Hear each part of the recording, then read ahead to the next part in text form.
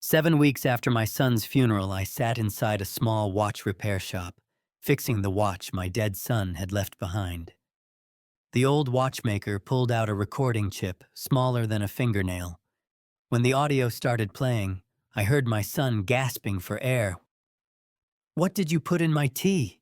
Then my daughter-in-law's cold voice filled the room. That $8 million insurance money was always going to belong to me. At that moment, I realized my son hadn't died from heart disease. Welcome back to Father Family Revenge. Right before we dive in, leave a comment and tell me, is it morning, afternoon, or late night where you are? Your perspective might be exactly what someone else needs to read today.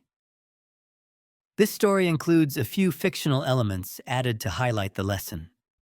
What matters most is the message it carries. At 68, I stood in my dead son's bedroom holding the one object that would unravel everything. A Swiss mechanical watch, its hands frozen at 11:47 p.m., the exact minute Nico died. 7 weeks had passed since the funeral. 7 weeks since I'd stood beside a mahogany casket in Maryland, rain accepting condolences from people who believed my 42-year-old son's heart had simply failed in his sleep. The medical examiner's conclusion was clean and final natural causes. No violence, no suspicion, no indignity of investigation. My wife Edith moved through our Ellicott City estate like a ghost, her silver hair another shade paler since the burial. She'd stopped asking me to clear Nico's things. Some losses don't permit efficiency.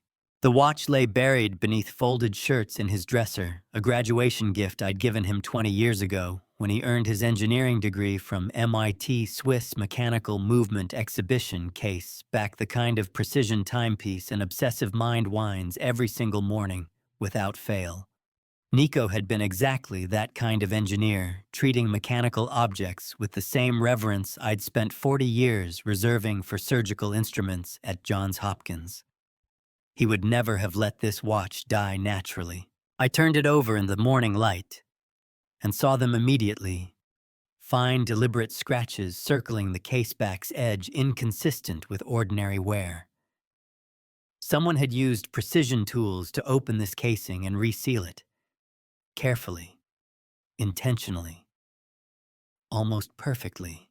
Almost. Wayne Bentley had spent 50 years squinting at precision mechanisms in his cramped Ellicott City shop, and his fingers knew something was wrong before his eyes confirmed it. "The balance is off," he murmured, weighing the watch in his palm. "This movement shouldn't feel this heavy." He opened the caseback with practiced economy, positioned his loop, and froze completely. 10 seconds of absolute stillness. Then he passed the loop to me without a word. Nestled against the mainspring, soldered directly into the mechanical framework, with extraordinary precision, was an electronic microchip thin as parchment, roughly 12 millimeters square. Its leads integrated into the watch's architecture so seamlessly that the movement still functioned around it. "Jesus Christ, Vernon," Wayne whispered. "Your son built something into this." The grief that had paralyzed me for 7 weeks crystallized instantly into something colder, sharper, surgical. Nico hadn't simply hidden hardware inside his most treasured possession. He had hidden it inside the one object he knew with absolute certainty I would never discard, the gift I'd placed in his hands the proudest day of my life. He had known someone might kill him. He had known, and he had left me a message in the only language he trusted, completely engineering. Wayne's hand came down on my shoulder, and when I looked up, his expression carried something I hadn't seen in 40 years of friendship, genuine fear. "Lock the front door," he said quietly. "Right now." I locked the door and followed Wayne into his back workshop, a room that smelled of solder flux and old secrets, its security door far too heavy for an ordinary jewelry shop. He connected Nico's microchip to a specialized bridge device that looked like surplus government hardware. "Military-grade encryption," Wayne muttered. "But it's degrading. Your son wanted someone to find this eventually." A single audio file materialized on the screen. 4 minutes, 23 seconds. He clicked play. Static. Then a bedroom's quiet ambiance. Then my son's voice, agonizingly weak, each word dragged through collapsing lungs. What did you put in my tea, Genevieve? Why can't I breathe? My chest.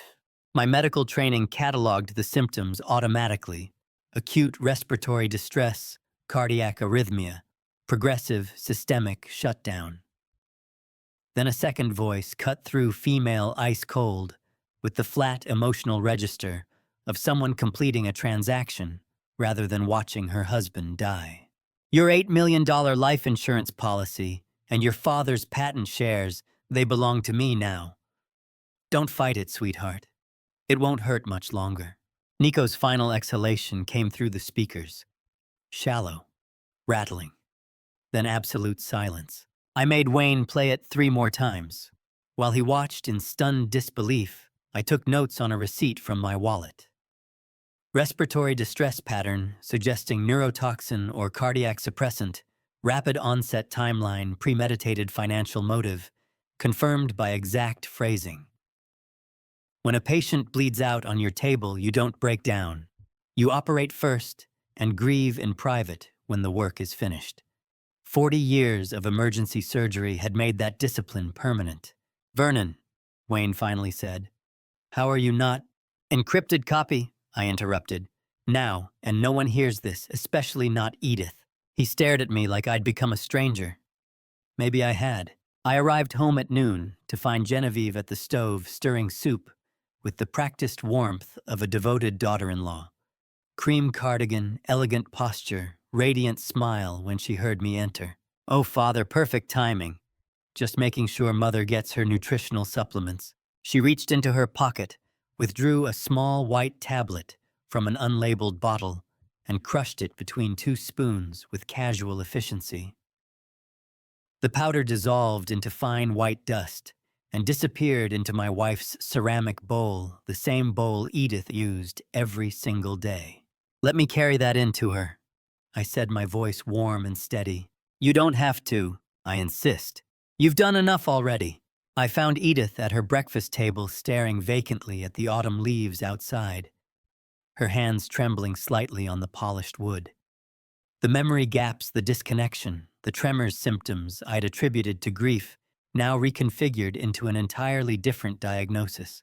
Is that my lunch? She asked distantly. I can't remember if I ate breakfast. Just soup, dear. I'll be right back. I locked the bathroom door and poured every drop down the toilet. 3 flushes. The white powder spiraled and vanished. I stood at the mirror, 68 years old, retired cardiac surgeon, father of a murdered son, husband of a woman being slowly erased. In 43 years, I had never once lied to Edith. But if I told her the truth now, she would react. Genevieve would see it. And my wife would be next. Forgive me, I whispered to my reflection. I'm going to lie to you every day until this is over. I flushed the toilet one final time, then walked out to tell my wife I'd accidentally spilled her lunch. The lie came easier the second time. Feeling a bit dizzy, dear. Think I'll turn in early? Edith nodded from her armchair, already drifting into the vacant fog that had become her evening routine. Genevieve offered sympathetic concern from the doorway, suggesting chamomile tea. I declined and climbed the stairs at 11 p.m., moving through my own home like a ghost, medical penlight. Between my teeth, surgical scalpel. In my pocket, hunting for the poison, killing my wife. Genevieve's quarters occupied the East Wing second-floor guest suite, converted to permanent residence after Nico's death. The shared bathroom connected her bedroom to the hallway neutral territory I could plausibly explain if discovered. I waited 20 minutes after her light went dark, then moved. The penlight cast a focused beam no wider than my thumb, sweeping across commercial cosmetics, arranged on glass shelves with magazine-perfect precision. Expensive serums, designer fragrances, luxury skincare, the curated collection of someone who understood presentation. I worked methodically, checking behind each bottle, examining the cabinet's rear corners where things get forgotten or deliberately hidden. Behind a row of La Mer moisturizers, my fingers found 2 pharmaceutical bottles with blank white labels.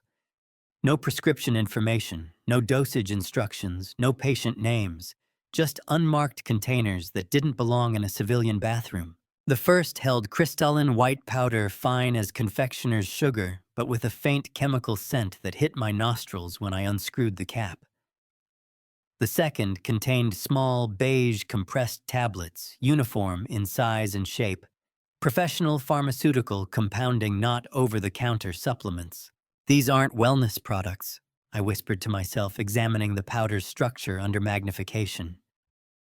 This is pharmacy grade. I used the surgical scalpel to extract minute samples, wrapping each in sterile gauze I'd sterilized in my own bathroom earlier.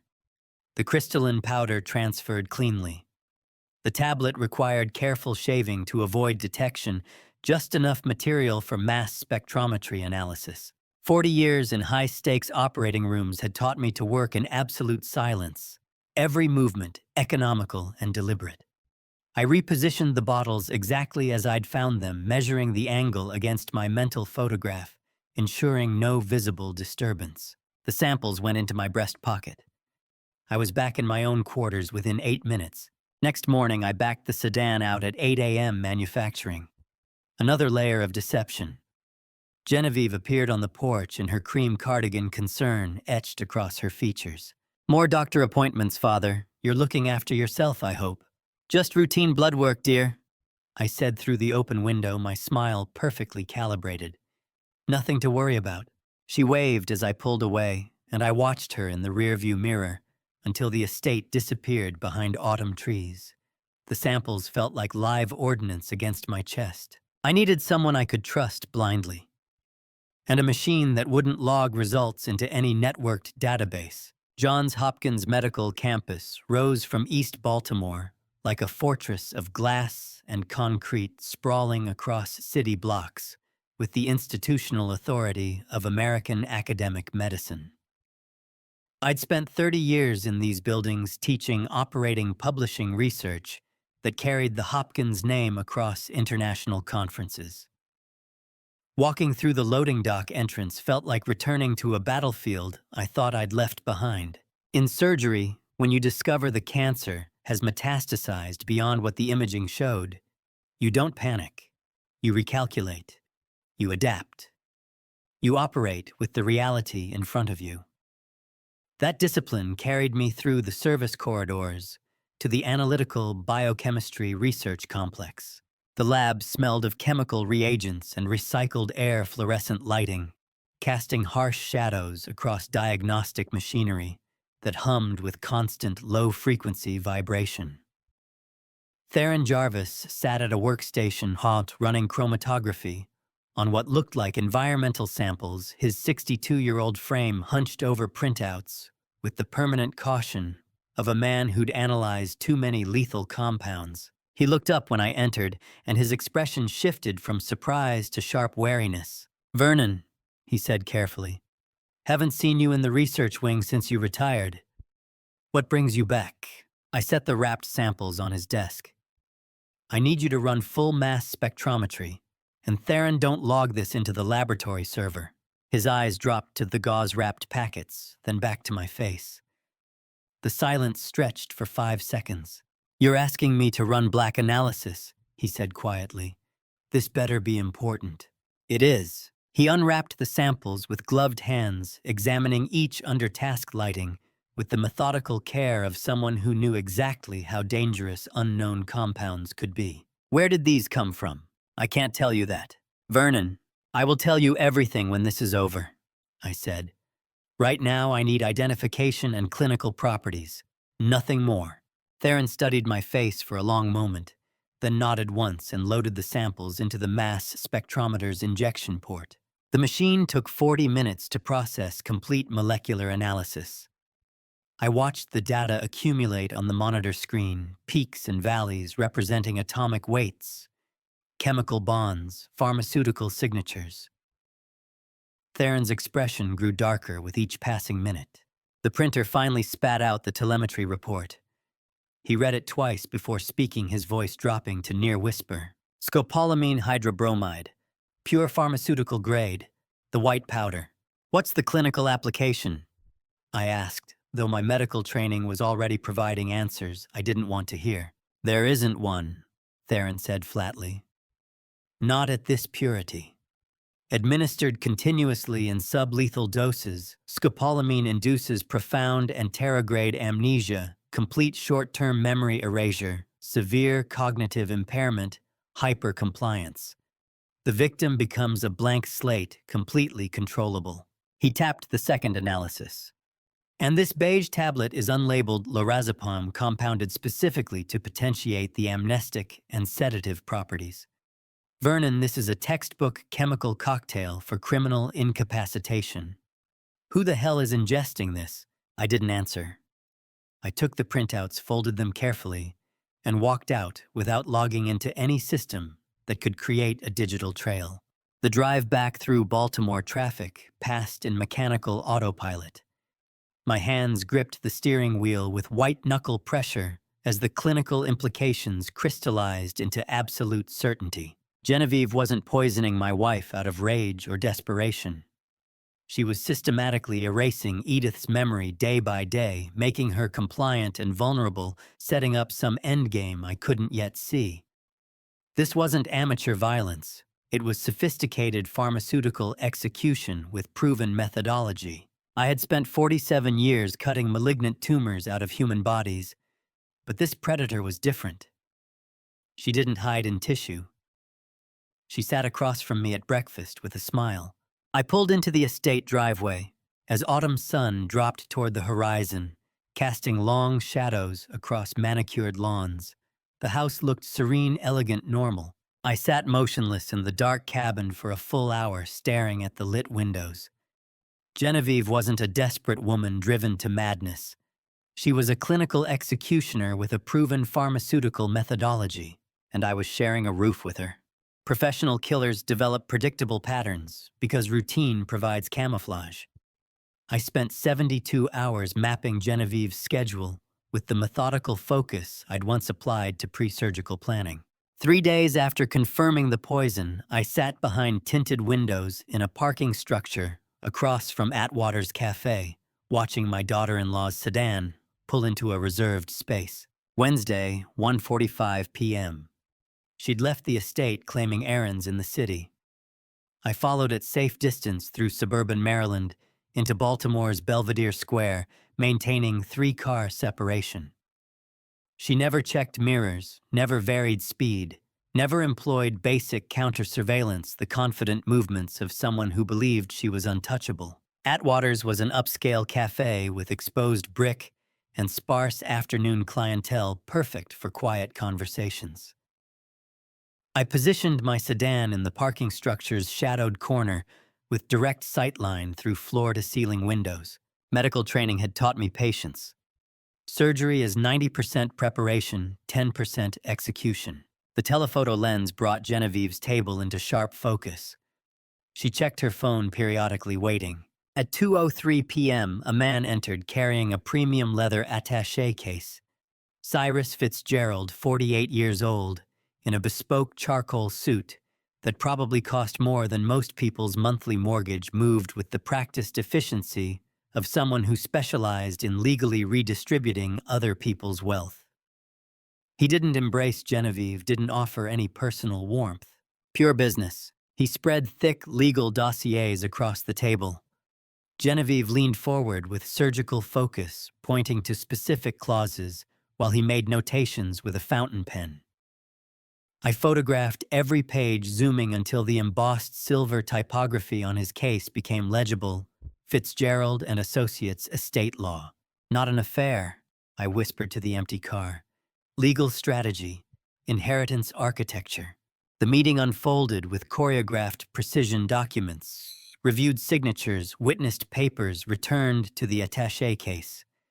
No laughter, no casual conversation. Just two professionals executing a blueprint. Surgeons learn early the deadliest complications aren't the ones that announce themselves with alarms and bleeding. They're the silent ones, building pressure while you're focused elsewhere. 43 minutes. Too long for initial consultation, too structured for casual inquiry. This was established relationship, ongoing collaboration. They separated at 2:46 p.m. I remained motionless, reviewing telephoto images on my camera's screen. Multiple signature pages. Specific clause negotiations. This wasn't new client intake. This was continuation of existing legal partnership. Nico had died 7 weeks ago. How long before that had she retained estate counsel? I drove home through afternoon traffic, white-knuckled on the steering wheel. She hadn't retained an attorney after my son's death to handle inheritance logistics. She'd retained him before weeks, maybe months before, to architect exactly how that inheritance would be structured when Nico was gone. This wasn't impulse. This was premeditated conspiracy. The estate felt suffocating when I returned. Genevieve greeted me from the kitchen with her radiant smile, asking how my day had been. I manufactured appropriate responses and retired to my study. Late that evening, I pulled an archived mobile device from my desk drawer, old smartphone I'd preserved when upgrading Nico's communications backed up in digital amber. I scrolled chronologically backward from his death date, searching for anything I'd missed. June 14th, 2025. 3 weeks before Nico died. Dad. I need to see you face to face immediately regarding a critical matter. Do not mention this to Genevieve under any circumstances. Do you have an open window this coming weekend? My hands started trembling. June 14th weekend. Where had I been? Memory crystallized with agonizing clarity. Boston. Cardiothoracic Symposium at Massachusetts General. Keynote address on innovative bypass techniques, professional obligation, career, capstone. I scrolled to my archived reply. Let's sync up next week, son. Symposium in Boston this weekend. 5 words. Casual dismissal. By next week, Nico was lying on a morgue gurney. I set the phone on the mahogany desk, staring at the illuminated screen. My son had reached out 3 weeks before his murder, begging for immediate meeting about a critical matter, explicitly warning me not to tell Genevieve. He'd known. My brilliant engineer son had discovered something dangerous enough to require absolute secrecy, urgent enough to demand immediate action. And I had told him to wait. I chose a keynote address over your life, I whispered to the empty study. I typed, next week, son. There was no next week. Across 47 years of practicing medicine, I had made precisely 2 fatal miscalculations in the operating theater. Mistakes I learned to live with through decades of self-examination. But this error typing the words, next week, son, was a failure I wasn't certain my soul could survive. If I had canceled Boston, if I had driven to his apartment that weekend, if I had listened when my child said immediately, he would still be alive. The guilt felt like surgical steel in my chest, sharp and cold and permanent. But underneath the self-recrimination, something colder crystallized. Genevieve hadn't just murdered my son, she'd planned it methodically enough that Nico had detected the architecture weeks before execution. He'd tried to warn me. He'd reached out with 3 weeks left to live, and I had prioritized a speech. I couldn't repair that failure. But I could ensure his death wasn't the final chapter. I photographed his message, backed it up to encrypted cloud storage, and added it to the growing evidence file. Then I sat in the darkness for 2 hours, listening to Genevieve move through the house above me, footsteps creaking as she prepared for bed. The woman who killed my son slept down the hall, and I was running out of time to stop her from finishing what she'd started. Guilt doesn't repair, failure action does. I woke the next morning with surgical clarity, dwelling on missed warnings wouldn't save my wife from the poison Genevieve was feeding her daily. The following morning, I sat in my sedan in a crowded supermarket parking lot, 3 miles from home, prepaid burner phone pressed to my ear, about to cross a line I could never uncross. I no longer trusted communications from the estate. Genevieve had demonstrated sophisticated pharmaceutical knowledge and premeditated legal architecture. Assuming she'd stopped at basic operational security seemed foolish. Every landline, every personal device, every traceable connection was potentially compromised. The grocery store lot provided perfect camouflage. Anonymous among suburban traffic, surrounded by the mechanical rhythm of shopping carts and car doors. I'd purchased the burner with cash an hour earlier, paying extra for unlimited minutes. I dialed a number I'd memorized a decade ago from medical legal consultations on cold cases. 20 years FBI forensics. If anyone could help, it was Dwight Hewitt. The line clicked, professional caution in his voice. Hewitt. Dwight. This is Vernon Caldwell. Johns Hopkins cardiothoracic. We consulted on 3 medical examiner cases between 2010 and 2015. Silence for 3 seconds. Memory engaging. Vernon Caldwell, he said carefully, 55 years old, and carrying 2 decades of forensic homicide investigations in his measured tone. Haven't heard from you in 5 years. What's this about? I had rehearsed this opening in my mind 50 times. The words still felt like surgical steel in my throat. I have an authenticated audio recording of my son's murder, I said. And I have confirmed laboratory toxicology showing active scopolamine poisoning of my wife. The silence stretched longer this time. When Dwight spoke again, his voice had dropped an octave into professional gravity. Are you on a secure line? Burner device. Cash purchase. No registration. Where are you right now? Supermarket parking lot. 3 miles from my home. Good operational discipline, he said. Transmit the files to my secure federal server. I'm pulling background on your suspect right now. Who am I looking at? Genevieve Caldwell, my daughter-in-law. She murdered my son Nico for life insurance and patent inheritance. And she's currently poisoning my wife Edith with pharmaceutical-grade scopolamine. Hold, Dwight said.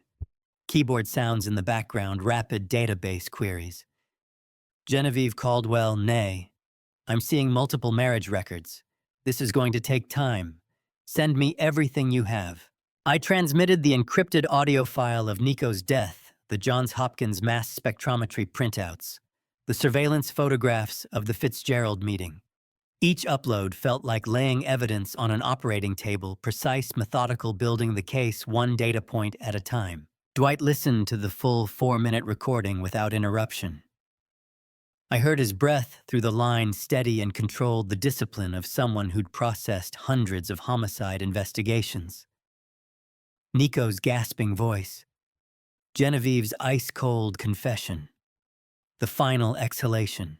Long silence after the audio ended. Jesus Christ, Vernon, Dwight finally said, his voice heavy. Your daughter-in-law just confessed to first-degree murder on tape. Can you run a complete background, everything? Prior residences, marriages, employment history, legal records. Already running it, he said. And Vernon federal warrants require 10 to 14 days minimum for processing. Can you maintain operational security that long? I don't have a choice. In medicine, the difference between a promising treatment and a proven cure is replication. 1 success might be luck, 2. Identical outcomes is a pattern, 3 is a method. I'll have preliminary background by tonight, Dwight said. Stay mobile. Don't use this number from your home. And Vernon, if she's actively poisoning your wife, you need to understand the timeline pressure we're under. The call ended. I sat motionless in the sedan, watching suburban families load groceries into minivans, normalcy continuing, while my world collapsed into criminal conspiracy. Late that evening, my burner device illuminated in the dark sedan I'd parked 2 blocks from the estate. Dwight's voice carried new weight. Vernon, your daughter-in-law has a jacket. State of Ohio, 2013. Suspected homicide. My blood went cold. Who did she kill? Her first husband. Marcus Rivera, age 39, Columbus, Ohio. Sudden idiopathic myocardial infarction despite clean cardiovascular health. She collected $1.2 million in life insurance as sole beneficiary. Lead detective launched full homicide investigation, but suspended the case, total lack of traceable forensic evidence. I felt the world tilt. They suspected poison. Detectives' notes specifically mentioned suspected toxin delivery, but 2013 mass spectrometry couldn't detect scopolamine traces at the concentration levels she was using. Case remained open, suspended, waiting for forensic breakthrough that never came. She walked away clean. And 2 years later, she married my son. Exactly, Dwight said grimly. Vernon, if you have verified audio evidence and contemporary scopolamine profiles for your son's death, this isn't isolated domestic homicide. You're dealing with an established serial predator. The words hung in the air like a diagnosis I didn't want to accept. She's done this before, I said slowly. Perfected the method. Walked away clean. Now she's doing it again. And if she's already started on your wife with the same chemical signature, Vernon, you need to understand. You're living with a professional executioner. I sat in the darkness after the call ended, processing implications that felt too massive to contain. Not a desperate woman driven to single violent act. Not an opportunist who'd snapped under financial pressure. She'd killed before. She had killed successfully. And she was killing again. 2 husbands. 2 sudden cardiac deaths. $2 million insurance payouts. 0 convictions. The pattern was surgical in its precision. Genevieve wasn't improvising. She was executing a proven methodology refined through successful replication. The scopolamine kept victims compliant and confused. The life insurance provided motive and means. The pharmaceutical precision ensured no traceable forensic signature. I sat motionless for a full hour, staring through the windshield at autumn leaves falling in the streetlight.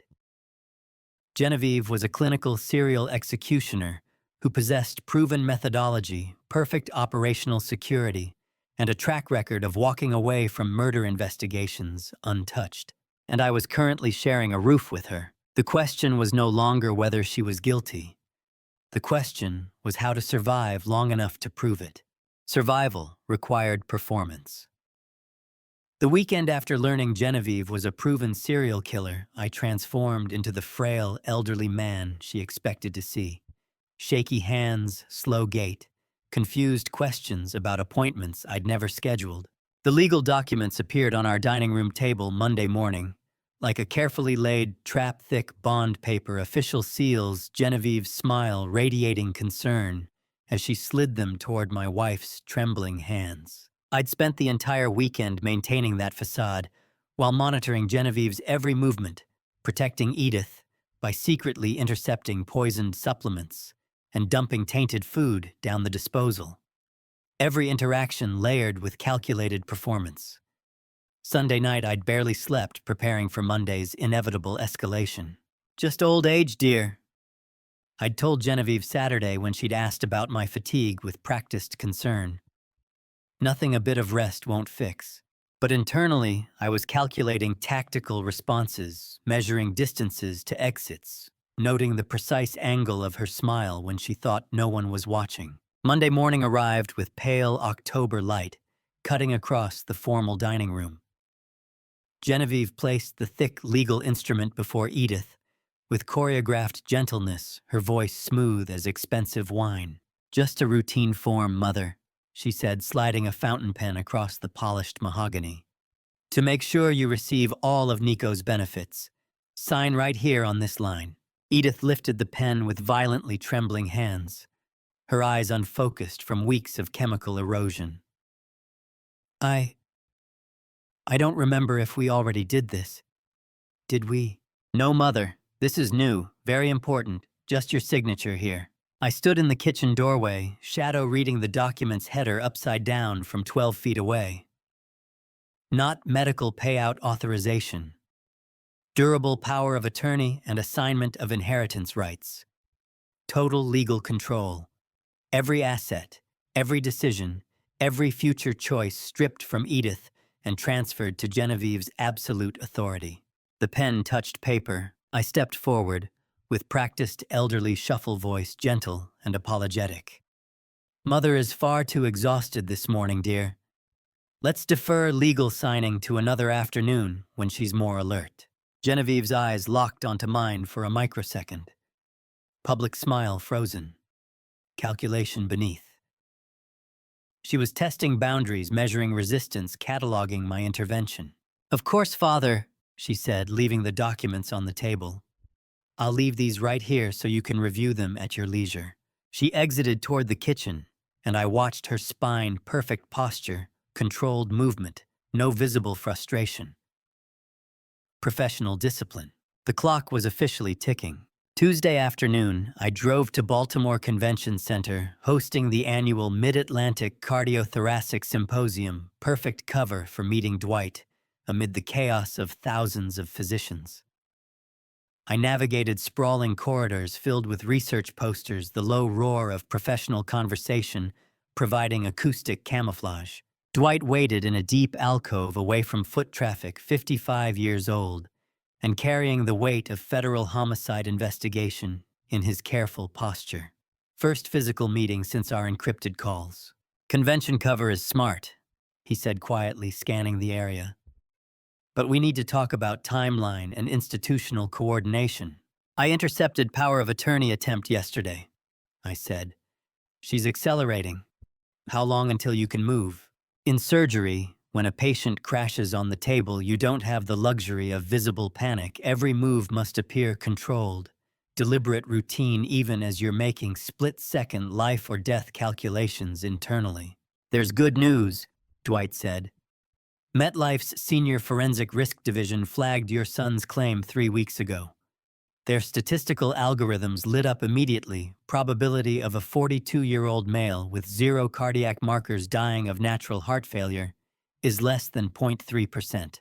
Can they deny the claim? Not without proof of criminal fraud. But if we deliver that proof, they'll coordinate full resources with us. Vernon, this is critical. Corporate interest aligns perfectly with federal prosecution. Insurance companies hate paying murder benefits. I felt something shift in my chest. Institutional leverage. Financial motive beyond justice.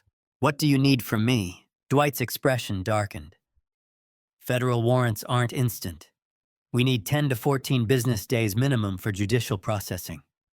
And the U.S. Attorney is demanding independent, contemporary, corroborating evidence beyond the audio file and toxicology, something proving ongoing criminal conspiracy, not just past murder.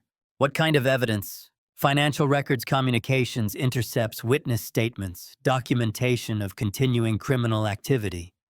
Anything that transforms this from cold case into active threat. He paused, grip tightening on my forearm. But Vernon, be exceptionally careful. You need to extract that evidence without triggering her countermeasures. She doesn't suspect anything yet. Are you certain? Dwight's voice carried 2 decades of homicide investigation. She executed this methodology twice successfully. That means she understands exactly how to monitor her operational risk. She knows what questions trigger suspicion. She recognizes surveillance patterns. She's alert for behavioral changes in people around her. The convention center noise felt suddenly distant, muffled. What are you saying? I was locked in a cage with a predator who'd already killed twice, and the cavalry needed 2 weeks to arrive, 2 weeks during which I had to maintain perfect invisibility while she sharpened her claws. I'm saying maintain your facade perfectly, Dwight said. Don't ask questions that reveal knowledge you shouldn't possess. Don't change routines she's accustomed to seeing. Don't give her any reason to accelerate her timeline or suspect federal involvement. And if she does suspect, Dwight's silence was answer enough. 14 days, I said. I can do 14 days. 10 to 14 business days, he corrected. Potentially 3 calendar weeks depending on court schedules and holiday closures. And Vernon, we're talking about a woman who's walked away from 2 murder investigations. She's not going to panic. She's going to adapt. He handed me a secure contact card with encrypted email address. Secondary evidence. Financial records, witness statements, anything proving she's still actively executing the conspiracy. That's what breaks this case open. Before turning back into the convention crowd, Dwight grabbed my forearm one final time, his voice dropping to barely audible. Vernon, be exceptionally careful. If she has executed this script twice successfully, she understands exactly how to monitor her operational risk. One slip, one question asked to the wrong person, one moment of suspicion she detects, and you become the next cardiac arrest statistic. I drove home through late afternoon traffic, processing the tactical parameters. 14 days minimum. Secondary corroborating evidence required. Perfect operational security mandatory. And somewhere in that calculus, a question I hadn't yet asked myself: who else had Genevieve already compromised? Who else had Genevieve compromised? The answer arrived Wednesday morning with a ceramic coffee mug and suburban smile. The third time my neighbor asked about my morning schedule, I knew with clinical certainty that her suburban friendliness was purchased surveillance. Trudy Cooper appeared at the kitchen door at 8 a.m. with forced cheerfulness, holding her favorite mug and requesting a coffee chat. 58 years old, with the worn edges of recent financial catastrophe, I'd known her for a decade through neighborly waves and occasional lawn conversations. Divorced 18 months ago, living alone in the colonial 2 properties over. "Vernon, I hope I'm not intruding," she said, settling onto the breakfast island bar stool with practiced ease. I just needed some decent coffee and conversation. "Not at all, Trudy," I said, maintaining my frail facade while pouring from the French press. "Always good to see a friendly face. How have you been managing?" "Oh, getting by." She sipped the coffee, eyes scanning the kitchen with casual interest. "Speaking of which, I noticed your sedan leaving incredibly early yesterday morning. Everything all right with your health checkups?" The question landed with surgical precision. Warm concern wrapped around tactical intelligence gathering. "Just routine blood work at the clinic, dear," I said, offering a slow, vague nod. "Doctor wants to monitor my heart function at my age. Of course. You take such good care of yourself." Pause, another sip. "What time do they usually have you come in?" My internal analytical matrix activated. This marked the exact third time in 14 days that Trudy had systematically mapped my departure patterns. First visit, casual mention of seeing my car gone during her morning walk. Second visit, friendly inquiry about whether I was feeling well, noting my early start to the day. Now this direct request for specific scheduling information. Questions always wrapped in pitch-perfect suburban concern, never lingering long enough to raise alarm. Classic tactical tracking behavior. In medicine, when a symptom presents itself, once you note it, twice you investigate it. 3 times with mathematical regularity, you stop calling it coincidence and start calling it pathology. "Usually around 7:30 or 8, I lied smoothly. "They like to get seniors in before the office gets crowded." She nodded sympathetically, finishing her coffee with the practiced efficiency of someone who'd accomplished her objective. "Well, you let me know if you ever need a ride or company. I'm always around." After she excused herself, I watched through the window as she crossed the lawn between our properties. Her car sat in the driveway with an expired inspection sticker and visible rust along the wheel wells. The lawn hadn't been professionally maintained in months. Deferred home repairs, loose gutter peeling paint on the shutters. I pulled property records on my laptop. Foreclosure notice filed 2 months ago. Mounting debt. Divorce settlement that had left her with the house but no income stream to sustain it. Perfect vulnerability for exploitation. Genevieve specialized in identifying pressure points, offering financial relief in exchange for simple favors. Trudy wasn't evil, she was desperate, drowning in debt, while the bank prepared to take her home. How much does it cost to buy a neighbor's loyalty, to purchase someone's daily observations, their casual reports on comings and goings? $40,000, maybe 50. Enough to forestall foreclosure for 6 months while she stabilized. Not her fault, I whispered to the empty kitchen. When the system is about to take your home, that kind of money can buy anyone's conscience. I understood the mechanism now. Genevieve didn't need sophisticated electronic surveillance when she could simply pay my neighbor to map my physical movements with friendly coffee visits. The next blow landed Thursday afternoon. My burner device vibrated with an encrypted message from Wayne. I opened it in the estate study with the door locked. "Daughter-in-law crossed threshold of shop today. Pretended dropping off luxury gift thanking me for servicing your watch. then started pressing, asking if I noticed any internal modifications or strange damage inside casing when I opened it. Gave her stone-faced denial. But Vernon, she knows you're investigating. Didn't slip, but her intuition fully active. Step lightly.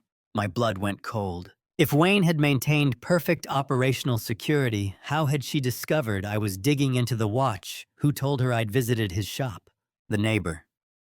Trudy had seen me enter Wayne's jewelry shop during one of my errands, reported my movements. And now Genevieve was probing my allies, testing which ones knew about the microchip, the audio evidence, the investigation. I stared at the phone in my hand, and a memory sliced through my consciousness with surgical clarity. 3 weeks ago, Genevieve had requested to borrow my charging cable because her device had died. I'd handed her my phone without thinking. She'd disappeared into her quarters for 20 minutes, returning with cheerful thanks and a fully charged device. 20 unmonitored minutes with physical access to my primary communication device. I wasn't the hunter. I was the hunted. I slowly panned my eyes across the geography of the private study. The phone resting on my desk. How many calls to Dwight had I made from this device before switching to the burner? The laptop on its dock. Had I accessed encrypted email here, thinking the home network was secure? Trudy mapping my physical movements. My phone potentially mirroring digital communications. Wayne's shop now flagged as a surveillance point. Every ally potentially exposed. The perimeter was completely compromised. I thought I was hunting her, I whispered to the empty room. But she's been hunting me the entire time. Genevieve hadn't just executed 2 successful murders, she'd developed counter-surveillance methodology that detected threats before they materialized. She monitored her operational environment with the discipline of someone who understood exactly what investigative patterns looked like. And I had walked directly into her observation grid, believing I was operating invisibly. I set the phone down carefully on the mahogany desk, staring at it like an explosive device. Every text message, every phone call, every GPS coordinate tracking my movements to Baltimore Convention Center, to Wayne's shop, to the supermarket parking lot where I'd first contacted Dwight. If she'd installed spyware 3 weeks ago, she'd been reading my entire investigation in real time. She knew about the FBI contact. She knew about the toxicology analysis. She knew I'd discovered the audio file. And yet, she was still here, still poisoning Edith, still attempting to force the power of attorney, still executing her methodical plan as if nothing had changed. Which meant one of 2 possibilities: either the spyware installation had failed, or she was confident enough in her operational security that even a federal investigation didn't concern her. I needed to know which, and I needed to know immediately. Verification required surgical precision. That evening, I locked myself in the study and called a former Johns Hopkins Chief Information Security Officer from the landline, the only communication channel I still trusted, and asked him to walk me through detecting advanced mobile spyware. Jordan, it's Vernon Caldwell. I need your expertise on a sensitive matter. Jordan Holden, who'd spent 20 years hunting digital surveillance threats for the hospital's IT security division, responded with immediate professional concern. Vernon, what's going on? Someone had physical access to my phone 3 weeks ago for 20 minutes. I need to know what she's been reading. If she had that kind of access, that's more than enough time for professional-grade installation. We need to check root-level system files. Walk me through it. Following his precise instructions, I navigated through hidden system directories using developer access codes Jordan dictated.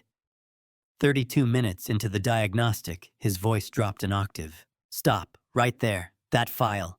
Highlighted on my screen, alphanumeric designation, 847 kilobytes, installation. Timestamp matching the exact date Genevieve borrowed my charging cable. What am I looking at? Advanced persistent threat architecture. This isn't off-the-shelf spyware, this is specialized surveillance-grade malware. My blood went cold. What does it access? Everything. Every outbound call, every text message, every GPS coordinate, Complete digital clone of your device activity transmitting in real time to an external server. I set the phone down carefully, staring at it like a live grenade. How long has it been active? 3 weeks. From installation. 3 weeks. Every FBI contact with Dwight. The toxicology analysis. Wayne's shop. The Baltimore Convention Center meeting. Every strategic move duplicated directly to Genevieve's monitoring server. She'd been reading my entire counter-investigation in real time. In the operating room, when you discover the cancer has metastasized beyond the imaging, you don't abandon the patient. You recalculate. You adapt. You operate with the reality in front of you, not the reality you wished for. She's been watching me build the case against her, I said quietly, and I handed her the keys. Can you remove it?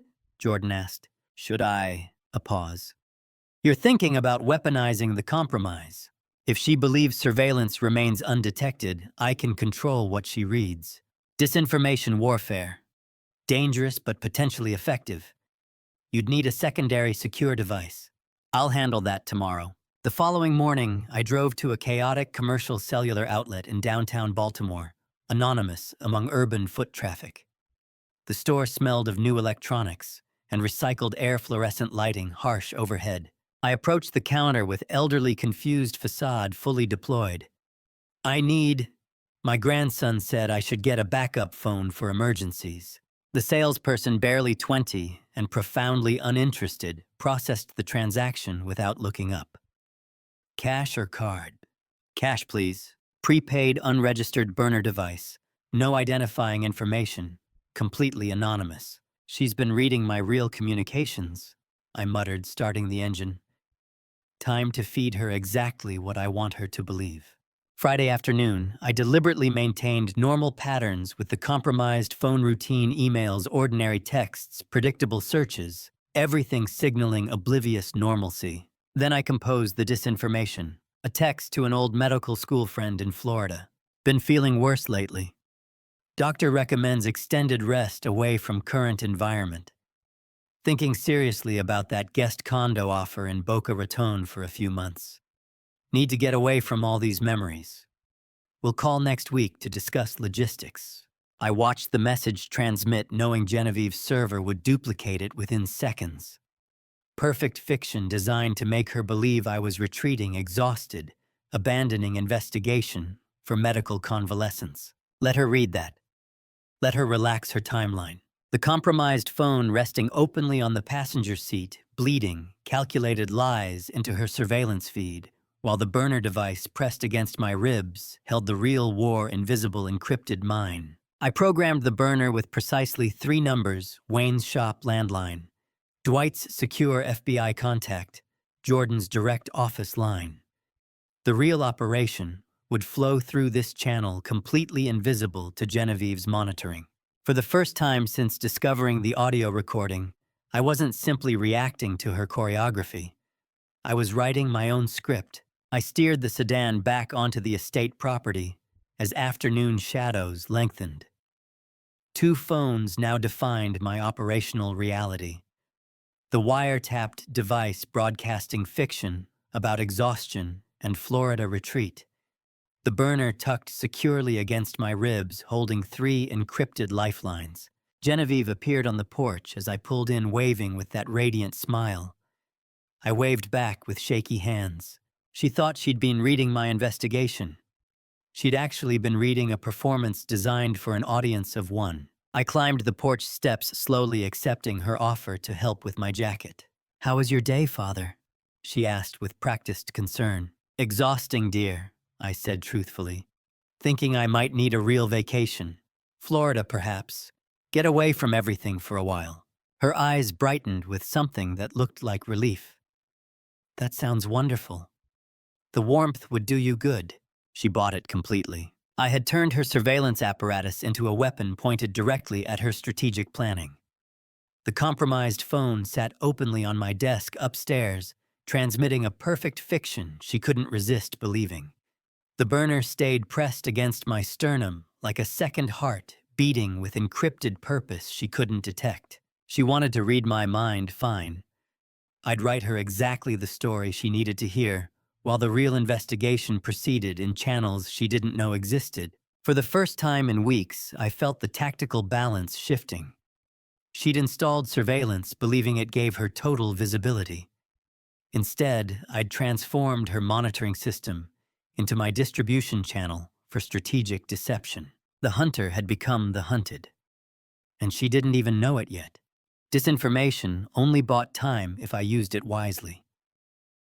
The following Monday, I requested a meeting with my personal attorney to investigate the man orchestrating Genevieve's legal assault. The attorney's professional headshot on the background check report stopped me cold. I knew that face, older now, harder, but unmistakable from 22 years ago when I'd destroyed his medical career. Gerald Ramsey, my personal attorney for 15 years and a methodical estate planning specialist, listened to my request with focused attention that recognized his client was preparing for war. "I need everything on this attorney," I said, sliding the surveillance photos across his mahogany desk. Education, career trajectory, client history, disciplinary actions, everything. Ramsey studied the cafe photographs, Cyrus Fitzgerald spreading estate documents before Genevieve. "This is the lawyer working with your daughter-in-law, Vernon. What exactly are you expecting to find?" "I'm expecting to find out why he's prosecuting this estate matter with abnormal aggression. There's personal motivation beyond standard legal fees." Ramsey nodded, making notations. "I'll have a full report within 48 hours. Wednesday morning, the encrypted PDF arrived on my burner tablet. I opened it in the study, with the door locked, scrolling past corporate filings and bar association records to the attorney biography section. The professional headshot loaded Cyrus Fitzgerald, 48 years old, managing partner, specializing in estate litigation. My clinical memory locked instantly. I knew this face aged 22 years, but same bone structure, same calculating eyes. I searched mental archives, finding the file immediately. Johns Hopkins, early 2000s, medical student scandal. "I know this face," I whispered to the empty room, "from when I was still teaching." The memory reconstructed with surgical precision. 2003. Cyrus Fitzgerald had been an elite Johns Hopkins medical student, top of the cardiothoracic surgery track, guaranteed residency at Massachusetts General Hospital. I'd caught him systematically plagiarizing his critical thoracic surgery thesis, 14 pages of methodology lifted verbatim from an obscure European medical journal. I'd personally investigated, confirmed the fraud, and stripped his honors. Failed him out of the medical program entirely for severe violation of medical ethics. The confrontation played back in perfect detail. "You plagiarized 14 pages of critical methodology." I'd told him in my office, the evidence spread across my desk. "This isn't a mistake, this is systematic academic fraud. I'm recommending immediate dismissal." Young Fitzgerald had gone pale. "Professor Caldwell, please. I have a residency lined up at Mass General. This will destroy everything I've worked for. You destroyed it yourself when you chose to cheat. Medicine requires absolute integrity. I won't sign off on a surgeon I can't trust." I'd signed the dismissal papers that same afternoon. Ended his medical career before it began. 20 years in medical education taught me one immutable truth: the students. You fail for ethical violations, never forget your name. And some of them spend decades waiting for the exact right moment to return the favor. I cross-referenced the background report's career timeline. Fitzgerald forced into law school 2004. Passed Maryland Bar 2007. Built aggressive estate litigation practice specializing in contested inheritances and guardianship battles. The report noted several bar association complaints for excessive zealousness and unusually personal investment in certain cases. I understood now.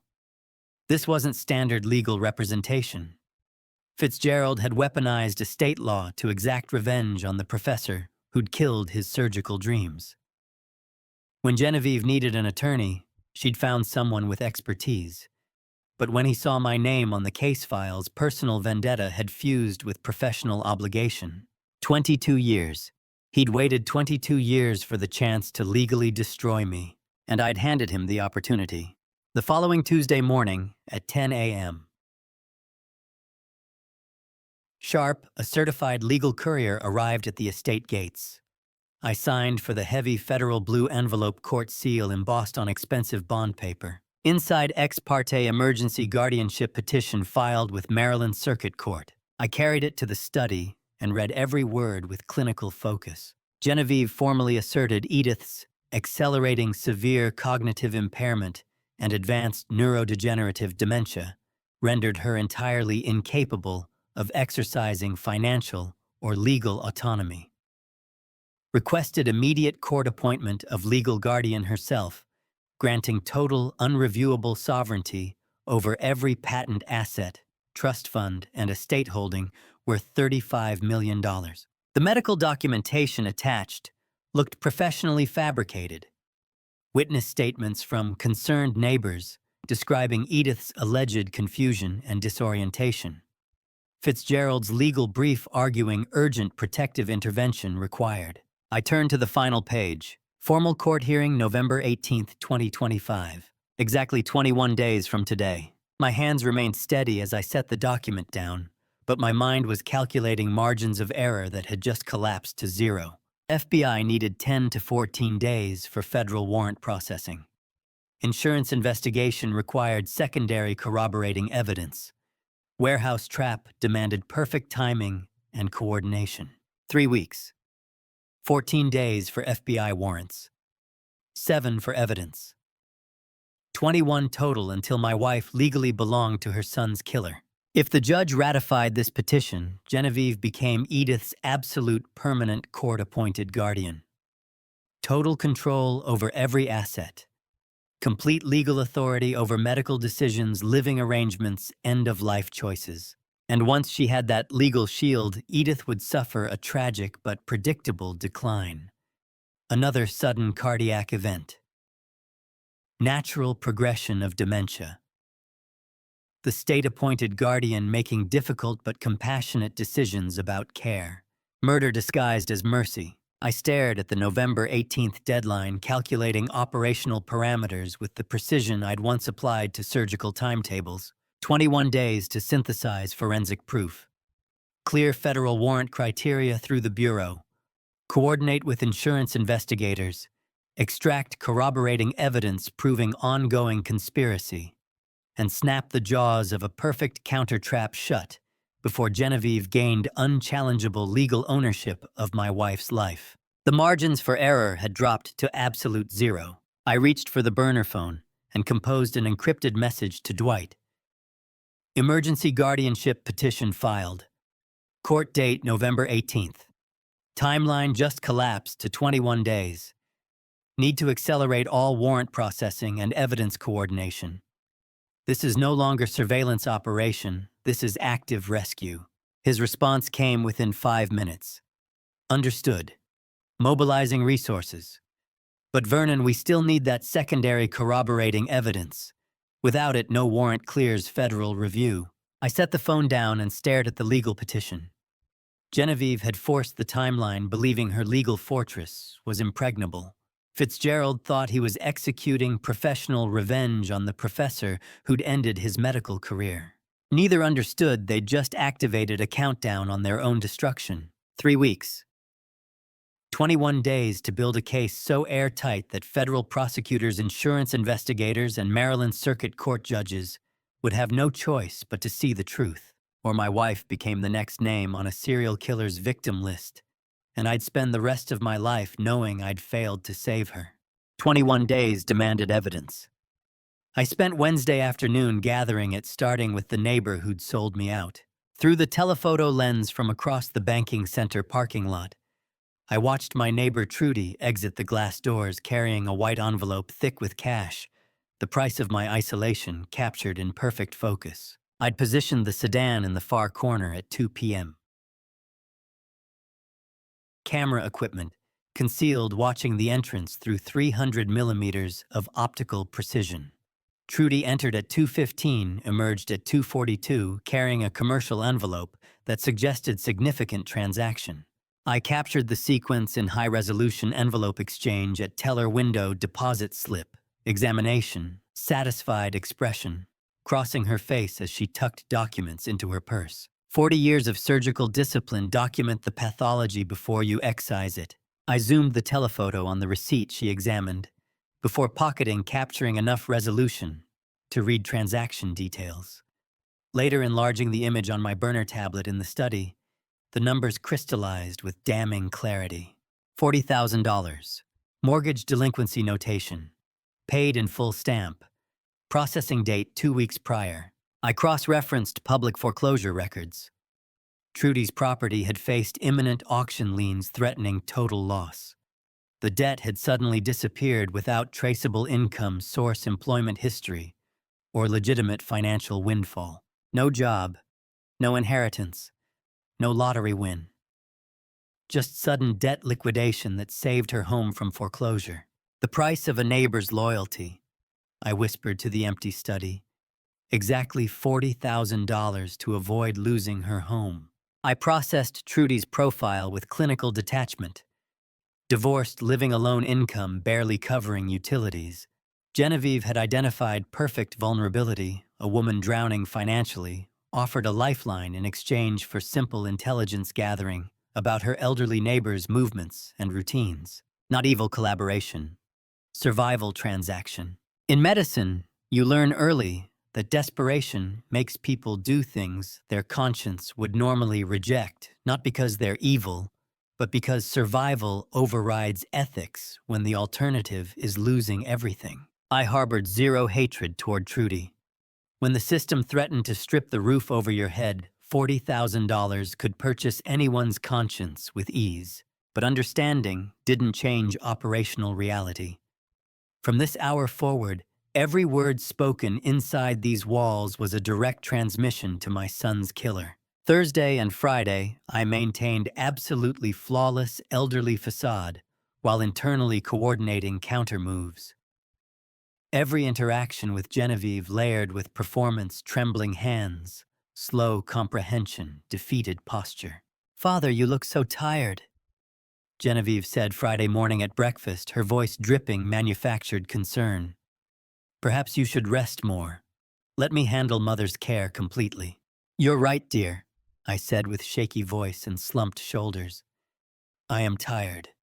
So very tired." Meanwhile, I intercepted poisoned supplements, protected Edith through covert disposal, and watched my wife display vacant dementia symptoms with heartbreaking authenticity. Her blank stare at breakfast, her confused questions about whether she'd already eaten, her trembling hands struggling with simple tasks. 43 years together. I knew every micro-expression, every subtle shift in her eyes, but this performance was flawless. Too flawless. Nights alone in the study, I coordinated FBI timeline requirements, insurance evidence protocols, warehouse trap logistics. Exhaustion accumulated, but surgical discipline held. 18 days until November 18th. 14 for FBI warrants. 7 for secondary evidence. The margins remained razor thin. Friday night, I collapsed into bed at midnight, mind still calculating operational parameters. Sleep came in fragmented intervals. At 2 a.m., I startled awake to light intentional pressure on my shoulder. Edith had crawled across the mattress in absolute darkness. Her lips pressed directly against my ear canal, whisper so faint it barely registered as sound. "I know exactly what Genevieve is doing to my mind, Vernon. I have been faking the advanced memory loss for weeks. I overheard her on a secure line. She's waiting for me to sign power of attorney. Then she has engineered an accidental fall down the stairs for me. Do not look at her. Do not let her see you know." My entire body went rigid. "I'm playing the vegetable to buy you time," she breathed against my ear. "Whatever you're planning, I'm with you. But maintain your facade. She cannot suspect I told you." Before I could react, Edith slid back to her side of the bed, instantly re-entering the vacant, open-mouthed dementia simulation with perfect authenticity. Breathing slow and steady as if she'd never moved. I lay motionless in darkness, heart hammering not from terror, but from blinding shock. She knew. She'd analyzed the entire battlefield and chosen to fake cognitive decline to survive, to buy operational windows to gather her own intelligence. 43 years of marriage, and I was still learning the absolute depth of the woman sleeping beside me. Not a victim requiring rescue, an equal strategic partner executing parallel operation. She'd been listening when Genevieve thought no one could understand. She'd maintained perfect performance of dementia, while internally cataloging every threat, every plan, every timeline.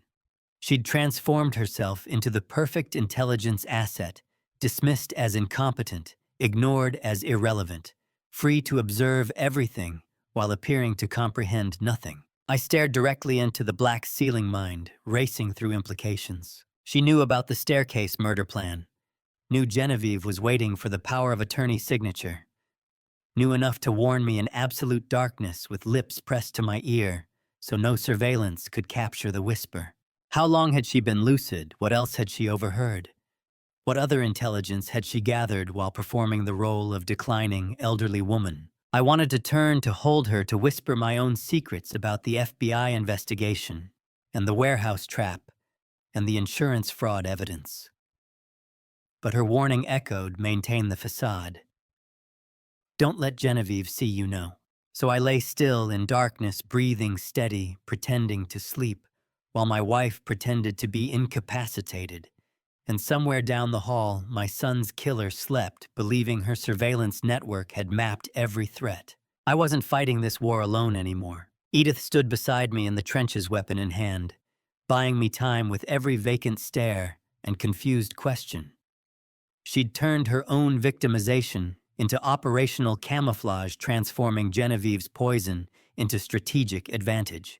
43 years together, raised children, built careers, survived losses, and I was still discovering her absolute tactical brilliance.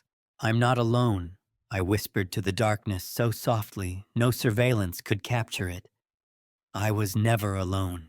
Beside me, Edith's breathing remained steady and vacant, the perfect simulation of medicated sleep. But I knew better now. Behind those closed eyes, my wife was calculating just as furiously as I was. 18 days until the guardianship hearing. 14 for FBI warrants, 7 for corroborating evidence.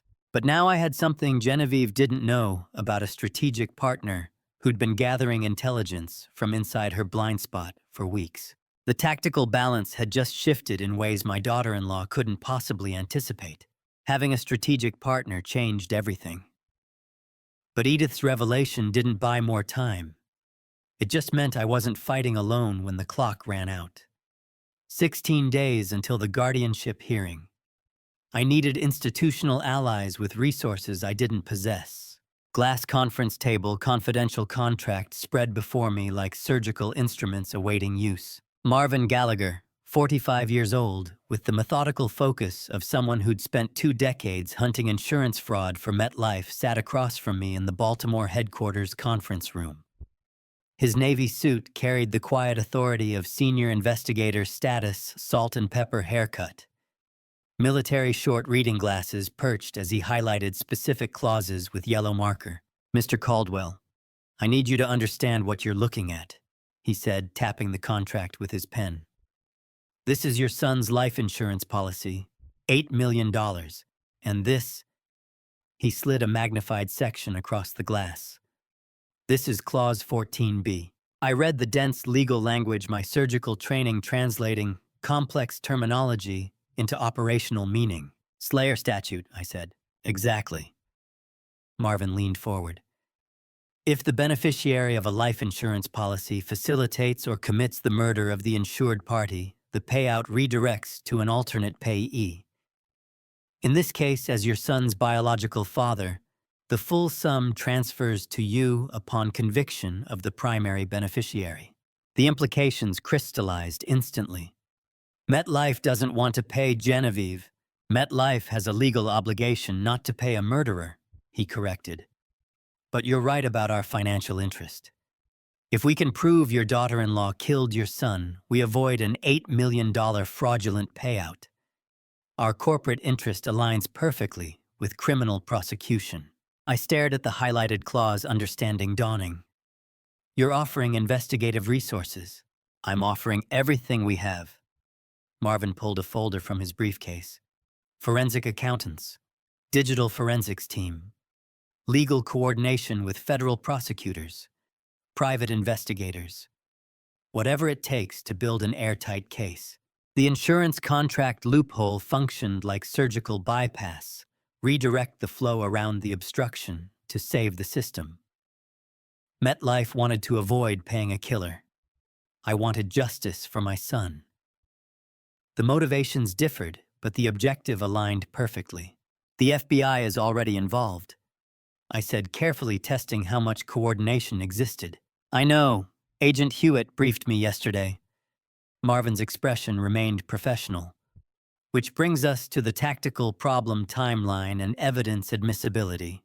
That afternoon, I sat in an FBI tactical planning room with Dwight and Marvin, staring at architectural blueprints of a Curtis Bay industrial warehouse spread across the conference table. The judicial warrant backlog is the constraint, Dwight explained, frustration evident in his voice. Federal surveillance authorization requires minimum 10 business days for processing. Judge review, legal justification, administrative processing, it's not negotiable. I calculated dates mentally. November 15th is the absolute deadline. November 18th is the guardianship hearing. Exactly, Dwight said, which creates our operational crisis. If we wait for proper warrant authorization, we miss the window. If she wins guardianship on the 18th, she gains total legal control over your wife and the assets. Game over. Marvin tapped the warehouse blueprint. So we're proposing an alternative approach. Technically inadmissible as criminal evidence, but sufficient for insurance fraud determination and civil proceedings. Personal installation, Dwight said, meeting my eyes. You install surveillance equipment yourself, without warrant, without official authorization. What you record can't be used in criminal court, but it gives us everything we need for insurance denial and guardianship challenge. I stared at the floor plan, loading docks, office spaces, ventilation systems marked in blue. My hands started to tremble holding the paper. These same hands had held my newborn son 42 years ago. These same hands would now set the trap for his killer. You're asking me to break federal wiretapping laws, I said quietly. We're asking you to protect your wife, Marvin corrected. Criminal prosecution can come later with proper warrants. Right now, we need to stop the immediate threat and block the guardianship petition. Dwight slid another document across the table. We'll provide the equipment. Commercial-grade cameras with encrypted transmission. You install them in the warehouse, positioning your wife as bait, with fake asset transfer documents. When Genevieve arrives thinking she's securing the patents, we record everything: confession, intent, ongoing conspiracy. How do I lure her to a warehouse? That's the elegant part, Marvin said. You don't. You let her think she discovered it herself through her surveillance network. We feed intel through channels she's monitoring, making her believe the warehouse contains estate documents she needs to seize before you can secure them. I processed the architecture of deception. Fake patent transfer papers worth $35 million, left visible in a warehouse office. She intercepts information about the location through compromised phone or paid neighbor. Exactly, Dwight confirmed. She thinks she's stealing a march on you. Instead, she walks directly into recorded confession. And if she detects the cameras, that's why installation quality matters, Marvin said. Professional-grade concealment. We'll walk you through placement, but the physical install has to be you. Anyone official triggers legal exclusion. I stared at the blueprint, my medical oath echoing in memory. First, do no harm. 47 years of practicing ethical medicine, following rules, respecting legal boundaries. Now being asked to become active participant in extrajudicial surveillance operation. But Nico's voice on that audio recording echoed louder. My son gasping for air while his wife murdered him for money. 10 days for the warrant, I said. Which means I have to install this equipment and execute the trap before November 15th, or she wins guardianship November 18th, and my wife dies next. That's the timeline, Dwight confirmed. I set the blueprint down with steady hands. The trembling had stopped. 47 years of surgical ethics dissolving in the face of absolute necessity. When do I get the equipment? Marvin and Dwight exchanged glances. Tomorrow morning, Marvin said. We'll brief you on installation protocol. 4 cameras encrypted transmission cloud backup to our servers. You'll have 72 hours to stage the warehouse and deploy the bait. I nodded once. And Edith, that's your call, Dwight said carefully. She's your asset, your wife, your risk to manage. I thought about her whisper in the darkness, her strategic performance, her courage buying me operational windows. She'll do it, I said with certainty. She's been fighting this war longer than any of us knew. 10 days for the warrant, 3 to stage the warehouse, 16 until the guardianship hearing. The margins had collapsed to nothing. And I was about to cross a line I'd spent my entire career respecting. But my son was dead. My wife was next. And sometimes surgical precision required cutting outside the lines. I positioned the compromised phone exactly 6 feet from my desk chair, close enough for perfect audio capture. The screen faced down on the mahogany surface, innocuous forgotten charging cable snaking toward the outlet. Jordan Holden had confirmed the spyware transmitted ambient audio, continuously feeding every word directly to whoever controlled the server. Tonight, that surveillance infrastructure would become my weapon. Edith sat across from me in the leather wingback, her posture perfectly calibrated, not too alert, not too confused.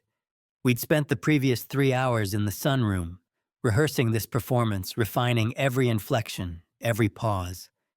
The fictional asset we'd invented was elegant in its simplicity.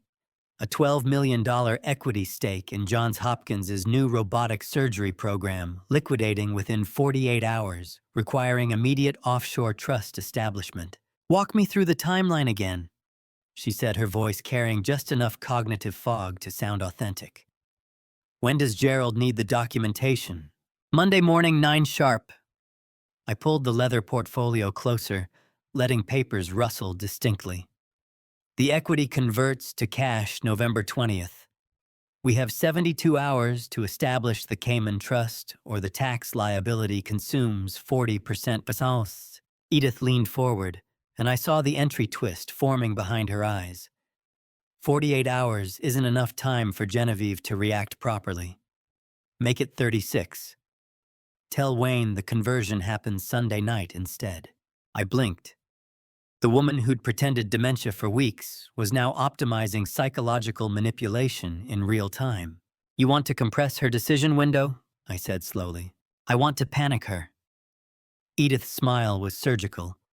36 hours forces mistakes. She'll move too fast. Cut corners leave evidence. Fear makes people sloppy, Vernon. You taught me that when you were investigating that resident who falsified patient charts in 2008. She was right. Dr. Patricia Morrison had maintained perfect forgery discipline for 11 months until I'd accelerated the audit timeline, and she'd cracked within a week. Sunday night conversion. I agreed, making a notation on the legal pad positioned for optimal phone visibility. 12 million liquid by Monday dawn. The study felt different now, not a refuge, but a stage. Every gesture calculated, every word weaponized. I'd performed thousands of surgeries where precision meant survival, but this was different. One miscalibration, one false note, and Genevieve would recognize the trap. There are moments in medicine when you understand the patient knows they're dying. You see it in their eyes, not fear, but recognition. That's what tonight required, making Genevieve believe she was witnessing authentic vulnerability while she was actually watching her own execution. Edith stood smoothing her cardigan. I'm tired. Don't stay up too late with your phone calls. The exit was perfect, natural, unmemorable, exactly what a 70-year-old woman would say at 9:30 p.m. She paused at the door, silhouetted against the hallway light. And Vernon, when you talk to Wayne, remember he's hard of hearing.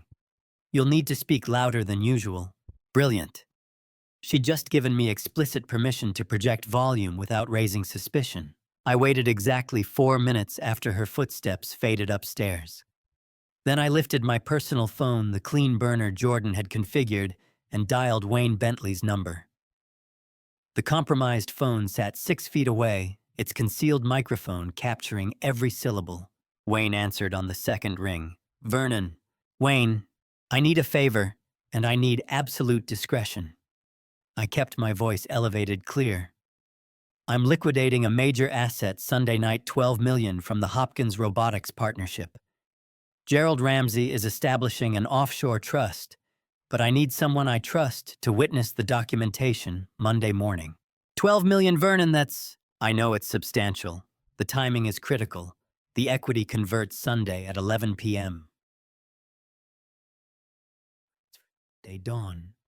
If Genevieve discovers this before the trust is established, she'll file immediate legal challenges.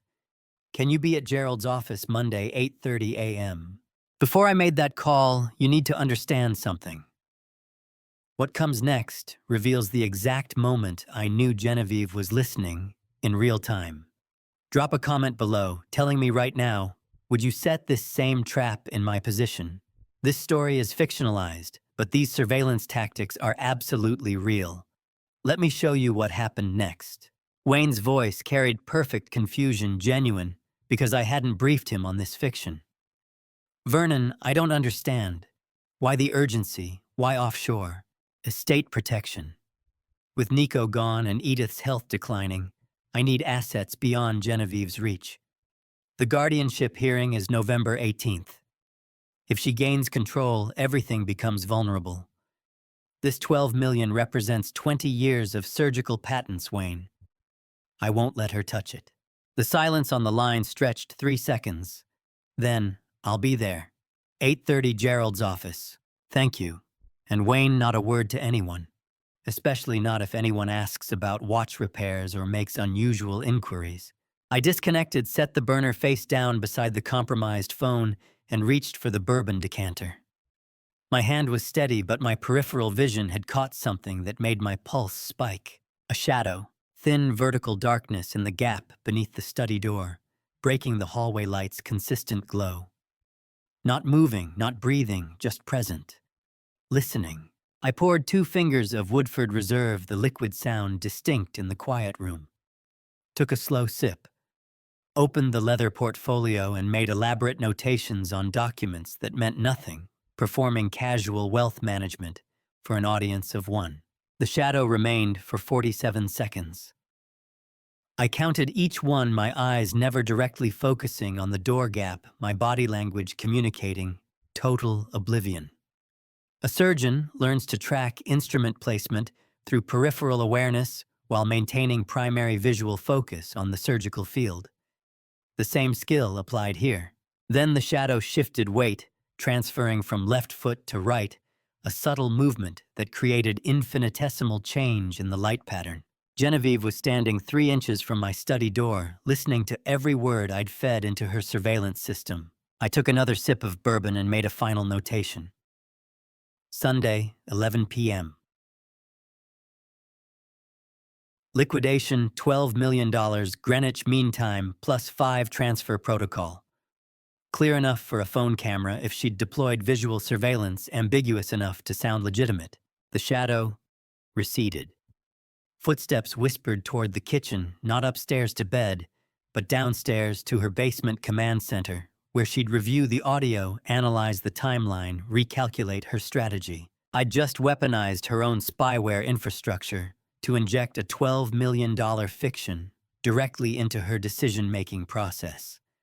The question wasn't whether she'd take the bait. The question was how fast she'd move and what mistakes she'd make when she did. The encrypted message arrived at 6:47 a.m. She paid me $25,000. What did Wayne sell? I stared at the burner screen in the pre-dawn kitchen darkness, my staged phone call still echoing from 18 hours earlier. The performance had worked. Genevieve's shadow beneath my study door had confirmed she'd swallowed the $12 million fiction whole. But Wayne's cryptic text suggested complications I hadn't anticipated. I drove to his shop before sunrise, parked 3 blocks away, approached through the service alley. Wayne was waiting inside door-unlocked security cameras temporarily looped. He looked older in the fluorescent work lights, 72 years compressed into the lines around his eyes. "She came Friday morning," he said without preamble. Slid an envelope across my workbench. 25,000 cash hundreds. Counted it twice while I watched, wanted me to feel bought. My pulse stayed steady. What did she want? Reports. Every inquiry you make about watches, repairs, modifications. Every conversation we have. Daily updates via encrypted email. She set up the account right there on my computer. Wayne's hands were motionless on the workbench. Jeweler's precision applied to stillness. "She said you were mentally declining, making paranoid accusations, and she needed documentation for the guardianship petition. And you said—" "I said 25,000 was a reasonable consulting fee for professional surveillance services." The ghost of a smile crossed his face. I confirmed my complete loyalty to her interests. I promised daily reports beginning immediately. Then the moment she left, I called you. The entry twist landed with surgical clarity. Wayne Bentley had just become a controlled disinformation channel, a double agent feeding Genevieve exactly what we scripted, while she believed she'd purchased his betrayal. Why, I asked, though I suspected the answer. Wayne gestured at the immaculate shop, vintage watch cases lining mahogany shelves. Repair tools organized with obsessive precision. 60 years of reputation, distilled into polished glass and honest craftsmanship. "I have zero use for extra capital, Vernon. Infinite need for clean conscience when I sleep.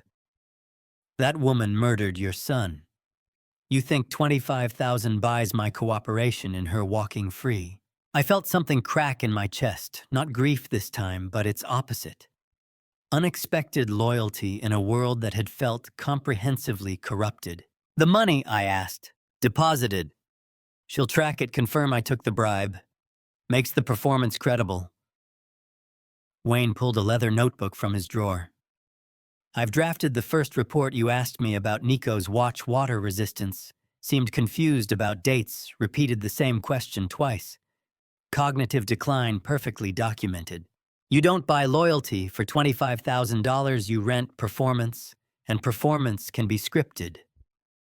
Genevieve had just paid premium rates to install a surveillance channel that fed directly back to the man she was trying to monitor. Every report Wayne sent her would be a weapon we'd loaded, aimed, and fired. "Feed her exactly what we script," I said. "Nothing more." "Understood. And Wayne, the warehouse equipment. We need to move Saturday dawn." He nodded once. "I'll bring the installation kit. Curtis Bay Industrial Park at 6 a.m. Saturday was a study in desolation, rusted shipping containers, cracked asphalt warehouses that hadn't seen legitimate commerce in a decade. The specific building Wayne had scouted was perfect: high ceilings, ventilation grates, positioned for optimal sight lines, abandoned but structurally sound. We worked in silence, installing 4 high-definition panoramic cameras behind the grates. Wayne's jeweler hands made the technical work effortless, mounting brackets secured with aerospace-grade adhesive lenses, positioned for overlapping coverage cable runs concealed in existing ductwork. 4 angles, no blind spots," Wayne murmured, adjusting the northeastern camera's pitch. "She breathes wrong, we'll have it in 4K. The encrypted 4G uplink was Jordan Holden's masterpiece military-grade signal compression, broadcasting to 3 simultaneous endpoints: Dwight Hewitt's FBI server, Marvin Gallagher's MetLife investigation database, and my personal tablet. Cloud backup redundancy meant even if Genevieve discovered and destroyed the cameras, the footage would survive. Installing surveillance cameras felt like placing sutures in tissue that would never heal, precise, methodical, trying to close a wound that remained open. Every mounting screw I drove was another stitch in the surgical attempt to repair what Genevieve had torn apart. But some injuries transcend mechanical closure. Wayne finished the southeastern camera and descended the ladder. Test signal. I pulled the tablet from my jacket, activated the encrypted application. 4 perfect video feeds materialized, overlapping panoramas covering every cubic foot of the warehouse floor. The image quality was surgical theater-grade details sharp enough to read text at 50 feet. Real time, I asked. 0.7-second latency, Wayne confirmed. Close enough. I walked to the center of the warehouse floor, where we'd positioned the bait, a wooden crate under a battery-powered spotlight theatrical in its obviousness. The replica watch sat on top, Nico's initials visible on the exhibition caseback microchip, housing precisely duplicated. The real watch stays with Hewitt at FBI headquarters. I said more to myself than Wayne. This is cosmetic bait. She won't know the difference until it's too late. I stood there surrounded by 4 hidden cameras, broadcasting encrypted feeds to institutions that would use this evidence to dismantle Genevieve's freedom. The warehouse was empty except for the crate, the spotlight, the replica watch that looked exactly like the one Nico had been wearing when she killed him. The exit twist arrived not as revelation, but as recognition. I was speaking to evidence, to bait, to the ghost of my son who would never answer. Almost finished, son, I whispered to the empty warehouse, to the replica watch gleaming under artificial light, to the promise I'd made over his grave. Wayne touched my shoulder once, brief, respectful, then moved toward the exit. 9 days until November 15th.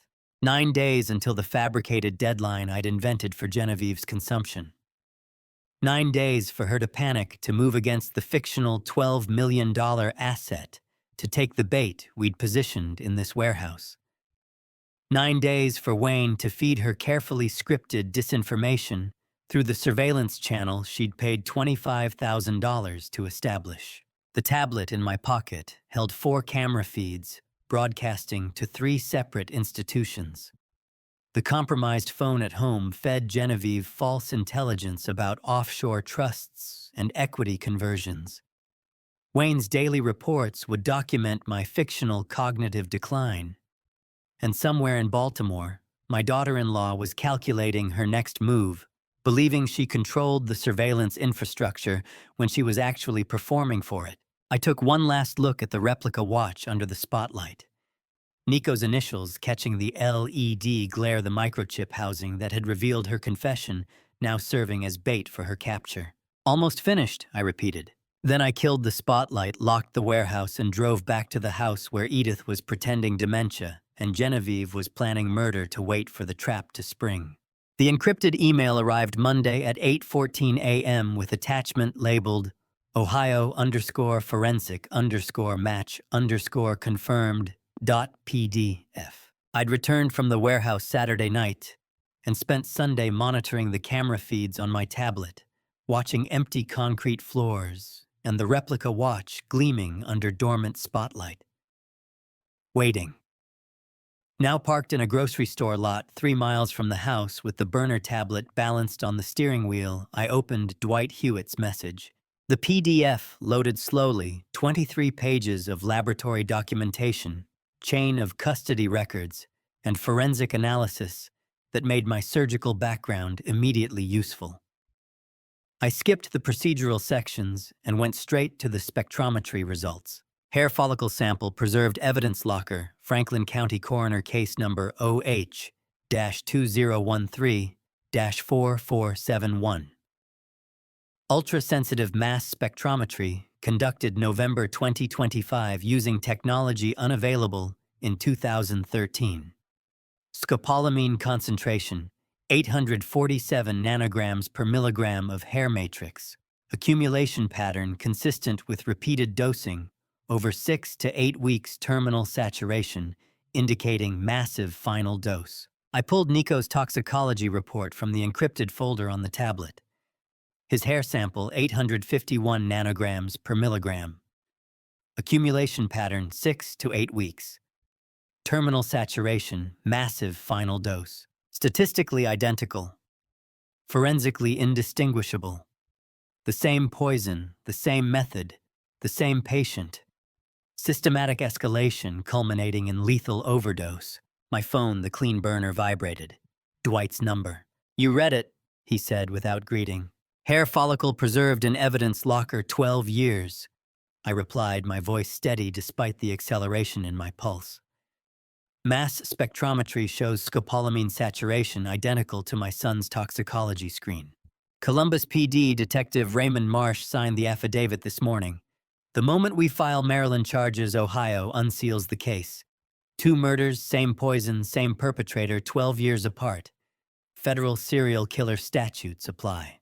The entry twist crystallized with brutal clarity. Genevieve wasn't an opportunist who'd discovered a convenient murder method. She was a practiced serial killer who'd perfected her technique on husband number 1, refined the dosing protocol, learned the optimal accumulation timeline, then waited 12 years, and deployed the exact same pharmaceutical execution on Nico. She perfected the method on husband number 1, I said more to myself than Dwight. And she collected $1.2 million in insurance before anyone suspected foul play. The Columbus medical examiner ruled it cardiac arrhythmia never screened for scopolamine because the symptoms mimicked natural causes.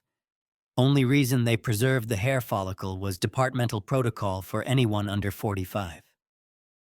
Dwight's voice carried grim satisfaction. She walked away clean, waited 12 years, and did it again. 2 husbands, 2 murders, same poison. 12 years between performances. I sat in the parked sedan grocery store parking lot, traffic flowing past, holding forensic proof that my daughter-in-law was a serial killer who'd murdered my son using a method she'd rehearsed and optimized on her previous husband. The warehouse cameras were armed, the fake financial deadline was running. Wayne was feeding her scripted disinformation, and now we had interstate forensic evidence that would trigger federal prosecution. The trap was comprehensive. Genevieve's exposure was inevitable. Then Tuesday evening shattered my certainty. I was walking past Genevieve's bedroom door around 9 p.m. Not surveillance, just movement through the house when I caught her voice through the gap. Low, urgent, not meant for anyone's ears. I stopped. The hallway was dark, my position invisible from inside her room. Surgical training teaches you to distinguish conversation tones. This wasn't casual, it was frantic. Mother, less than a week from finalizing the transfer, Genevieve whispered, her voice compressed with stress I'd never heard before. I just need you to keep him stable until I secure the capital. Enough to guarantee his placement in the private medical academy, full scholarship, endowment, everything we planned. Pause. Listening to response. I know the tuition deadline is December 1st. I know we've been planning this for 3 years. The estate settlement process is November 20th. The funds transfer immediately, and I can wire you the full amount by the 22nd. $200,000 for the academy endowment. Another $50,000 for relocation expenses. Everything Silas needs. Silas. The name hit like a scalpel between ribs. Don't let him see the news when it breaks. Genevieve continued her whisper, turning desperate. Tell him I'm traveling for work. Tell him the Baltimore situation is complicated but temporary. He can't know about any of this, Mother. He's 9 years old. Just keep him focused on the entrance exams and tell him his father's insurance finally came through. How do you destroy a murderer when the murder funds an innocent child's future? I stood frozen in this dark hallway, reconstructing the architecture I'd missed. Genevieve had a son from her first marriage, Silas, 9 years old, living with his maternal grandmother somewhere in Ohio. A child who'd lost his father to scopolamine poisoning in 2013, who had no idea his mother was a serial killer, who believed his deceased father's insurance was finally funding his elite education. Except it wasn't insurance from husband number 1. It was the $8 million policy on Nico, the estate assets she was trying to secure through guardianship, the wealth she was systematically stealing by murdering her second husband to pay for her first husband's son's medical academy. The exit twist landed with moral complexity that fractured my surgical certainty. Genevieve wasn't killing for greed or malice. She was killing for Silas. Maternal desperation driving serial murder, a mother committing atrocities to secure her child's future, pharmaceutical execution in service of 9-year-old innocence. I love you too, baby. Genevieve whispered, her voice cracking. Mama's going to fix everything. You're going to be a doctor just like we planned. I promise. The call disconnected. I heard her crying soft, controlled the sound of someone who'd learned to grieve silently. I moved past her door down the stairs into my study, where the compromised phone sat charging, and the clean tablet held 4 encrypted warehouse camera feeds and 23 pages of Ohio forensic documentation proving she'd murdered 2 husbands with identical methodology. She killed Nico to pay for Silas's medical academy. $200,000 for endowment, $50,000 for relocation, everything a 9-year-old boy needed to escape poverty and become a physician. She murdered my son to give her son the future Nico would never have. I stood in the study darkness, forensic confirmation of serial murder downloaded on my tablet. The ghost of a 9-year-old boy's innocent future echoing from the hallway above. Silas Rivera, that would be his surname from husband number 1. 9 years old, entrance exams for private medical academy, completely unaware his educational fund was purchased with his half-brother's life. The warehouse trap was armed. The November 15th deadline was approaching. Wayne's double agent channel was feeding Genevieve scripted panic. The FBI had interstate forensic matches ready to trigger federal serial killer prosecution. And somewhere in Ohio, a 9-year-old boy was studying for medical academy entrance exams, believing his dead father's insurance had finally come through, trusting his mother's promise that she'd fix everything. No idea how to incorporate that child's innocence into vengeance. Edith led me to the garden's far edge Wednesday morning, beyond the estate's acoustic surveillance range. The moral complexity of Silas's innocence had kept me awake for 36 hours, but standing in the wind-swept November garden with my wife, I understood that justice for Nico couldn't be negotiated against a 9-year-old's future. Genevieve had made those calculations herself when she'd administered the poison. Edith wore a thick cardigan against the cold, her posture perfectly upright, no trace of the cognitive fog she performed so convincingly inside the house. We walked to where the manicured lawn met wild undergrowth far enough from any window or listening device. Tell me everything, she said quietly. The complete architecture. I outlined the trap in clinical detail. The watch with Nico's final plea recorded on microchip. The scopolamine evidence Theron Jarvis had analyzed. The Ohio forensic match proving she'd murdered her first husband with identical methodology 12 years earlier. Wayne's double agent channel feeding her scripted disinformation about the fictional hospital equity. The 4 high-definition cameras installed behind ventilation grates at Curtis Bay Warehouse, encrypted feeds broadcasting simultaneously to FBI headquarters' MetLife investigation servers and my personal tablet. The cameras are completely live, Edith asked. Real-time transmission, 0.7-second latency. Everything that happens in that warehouse gets recorded and transmitted to 3 separate institutions with cloud backup redundancy. Even if she discovers and destroys the cameras, the footage survives. Edith studied the bare November trees for a long moment. Then, I'll call her this afternoon. Propose an isolated meeting for the guardianship signature. Tell her I want privacy from you. Suggest we need a neutral location. She'll jump at the opportunity. Edith, you think I've been simulating a vegetable out of fear? Her smile was surgical. I've been waiting for you to build the trap completely before I volunteered as bait. Saturday afternoon, I'll lure her to that warehouse, and your cameras will record every word she says. The entry twist crystallized with absolute clarity. Edith hadn't been performing dementia from terror or confusion. She'd been conducting strategic reconnaissance, gathering intelligence, waiting for the precise moment to transition from passive observer to active combatant. My wife was volunteering for the most dangerous role in the operation, face-to-face confrontation with a serial killer under live surveillance. She's murdered 2 husbands, I said carefully. If she suspects the trap, then your cameras will record attempted murder number 3, and the FBI will have live video evidence instead of circumstantial toxicology. Edith's voice carried the same controlled precision I'd heard in operating rooms when anesthesiologists described critical interventions. Either she confesses, or she attacks, or she reveals something incriminating. Any outcome feeds your prosecution. She was right. Setting a surgical trap required the same principle as cardiac bypass. Guide the blood flow exactly where you need it, make the redirection feel like the body's natural choice. We weren't forcing Genevieve into the warehouse, we were creating conditions that made her choose it voluntarily. Saturday, Edith said. I'll propose Saturday afternoon, 2 p.m. That gives you 48 hours to coordinate with the FBI.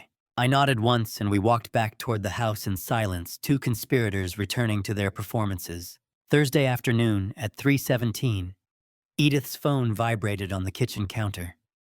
I watched her read the message, watched her face maintain perfect neutral confusion, watched her show me the screen. Genevieve's text. Mother, I received your voicemail about needing privacy for the guardianship discussion. I completely understand your concerns. I've secured the perfect location. A close contact owns an abandoned medical warehouse in Curtis Bay, completely private. Father will never know. Saturday, 2 p.m. I'll arrange transport. Pack light, just yourself and your identification. This will be easier than you think. I read it twice, surgical precision applied to parsing every word. Then I walked to my study, closed the door, and pulled out the clean burner phone. The text to Dwight Hewitt was concise. Target independently proposed Curtis Bay Warehouse as her secure venue for Saturday 2 p.m. meeting with E. Believes she orchestrated location. Requesting FBI mobile surveillance positioned within 500-meter perimeter, non-visible. She swallowed every layer of bait. Dwight's response arrived 4 minutes later, and I stared at the screen, feeling something between vindication and horror. The structural irony was complete. Genevieve had consumed the fictional $12 million hospital equity, accepted Wayne's double agent performance as legitimate betrayal, and now independently selected the camera-rigged warehouse as her own secure location for isolating Edith. She'd repackaged every component of our trap as her personal strategic choice. Watching her propose the warehouse felt like the moment a patient's failing heart accepts the pacemaker rhythm, resistance collapsing into the very mechanism designed to control it. She wasn't being forced into surveillance range. She was choosing it, believing the choice demonstrated her superior tactical planning. I pulled up the tablet and activated the warehouse camera feeds. 4 angles, perfect overlapping coverage, encrypted transmission, already tested and confirmed operational. The replica watch sat on the wooden crate under dormant spotlight, waiting for Saturday's performance. Somewhere in the ventilation system, Wayne's precision-mounted cameras were recording empty concrete floors with military-grade clarity. Edith appeared in the study doorway. She proposed the warehouse. Your contact at the medical supply company, I asked, maintaining the performance even though we both knew the truth, apparently. Edith's confusion was flawless. She says it's completely private. Should I be worried? I'll have Wayne check the location Friday, I said, feeding lines to any potential audio surveillance. Make sure it's safe. Edith nodded and withdrew, and I returned to the tablet, where Dwight's response blinked with clinical assessment. Vastly superior to our original script, his text read. Target believes she controls venue selection, timeline, and victim isolation. FBI mobile unit will position. Thursday night, maintain invisible perimeter. Recommend you monitor from remote location. If she detects your presence, performance breaks. MetLife investigator Gallagher requests simultaneous access to live feed for insurance fraud documentation. Confirming Saturday, November 14th, 2025, 1400 hours, Curtis Bay Industrial Park Warehouse 7, all units green lit. I sat in the study darkness, watching 4 camera angles broadcast empty warehouse floors, reading confirmation that federal agents and insurance investigators would monitor the same encrypted feeds Saturday afternoon when Genevieve arrived, believing she'd orchestrated perfect victim isolation. She'd swallowed every hook. The fake asset Wayne's purchased loyalty, the warehouse as her secure venue. Saturday at 2 p.m., she'd arrive at Curtis Bay, thinking she controlled the script, thinking she'd outmaneuvered the declining surgeon and his cognitively impaired wife. 48 hours until the trap sprang with Edith as live bait, and 4 cameras recording everything Genevieve said, did, or revealed under the assumption of complete privacy. I moaned. The FBI's assessment blinked on my screen, clinical and precise, vastly superior to our original script. Golden November light filtered through the estate kitchen windows, touching the coffee. I poured for my wife as if this were any ordinary Saturday morning. 48 hours had collapsed into this moment. The FBI green light confirmed the warehouse cameras tested, and operational Genevieve's confident text confirming 2 p.m. arrival. Now in the serene quiet of 7 a.m., Edith and I sat across from each other, consuming what might be our last shared breakfast. I slid the coffee cup across the marble counter, my hands perfectly steady. Surgical precision applied to domestic gesture. Edith wrapped both palms around the ceramic warmth and studied my face with the clarity she'd been hiding for weeks beneath her dementia performance. "Are your fingers steady? They held the line in unsurvivable surgeries," I said quietly. "Only shake at the thought of doing nothing." She nodded once, sipped the coffee, set it down with deliberate care. The kitchen smelled of dark roast and November cold seeping through ancient window seals. Outside, bare oak branches swayed in wind that would cut through the unheated warehouse in 7 hours. "Our boy would be proud of his father today," Edith said, reaching across the counter to touch my knuckles. Her fingers were warm from the coffee cup, steady, absolutely certain. I looked at those hands and felt the entry twist land with devastating clarity. I was sending my wife into a warehouse to face a serial killer, transforming her from strategic partner into live bait, risking the last person I loved in service of justice for the son we'd already lost. The trap's abstract architecture became viscerally, unbearably real. "If anything goes wrong," I started, "then the cameras will record it, and the FBI will intervene within 90 seconds. Edith's voice carried no fear, only the same calculated determination I'd heard when she'd volunteered in the garden. "Dwight confirmed the perimeter teams have direct sight lines. I'll be safer in that warehouse than I am sleeping in the bedroom next to her." She was right, but logic didn't diminish the weight of potential sacrifice. We finished breakfast in silence that felt sacramental, 2 people who'd built a life together, raised a son together, and were now conducting his murderer's surgical dismantlement together. When Edith stood to clear the dishes, I caught her wrist gently. "Thank you," I said. She squeezed my hand once, then released it, and walked upstairs to prepare for the performance. 7 hours later, I sat in a rented sedan 3 miles from Curtis Bay Industrial Park, tablet balanced on the steering wheel, watching 4 encrypted camera feeds display an empty warehouse interior. The warehouse felt like an operating theater. Minutes before first incision, sterile cold instruments positioned patient under anesthesia surgeon's hands, scrubbed and ready. Everything prepared for the moment when precision would determine survival or catastrophic failure. The wooden crate sat center frame in all 4 camera angles, spotlight positioned to illuminate Nico's replica watch with theatrical clarity.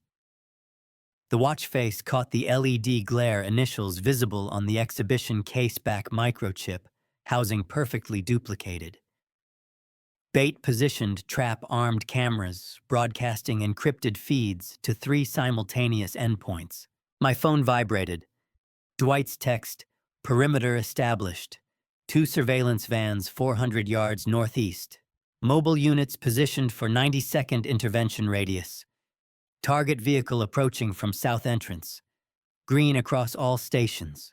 I watched the southeastern camera feed.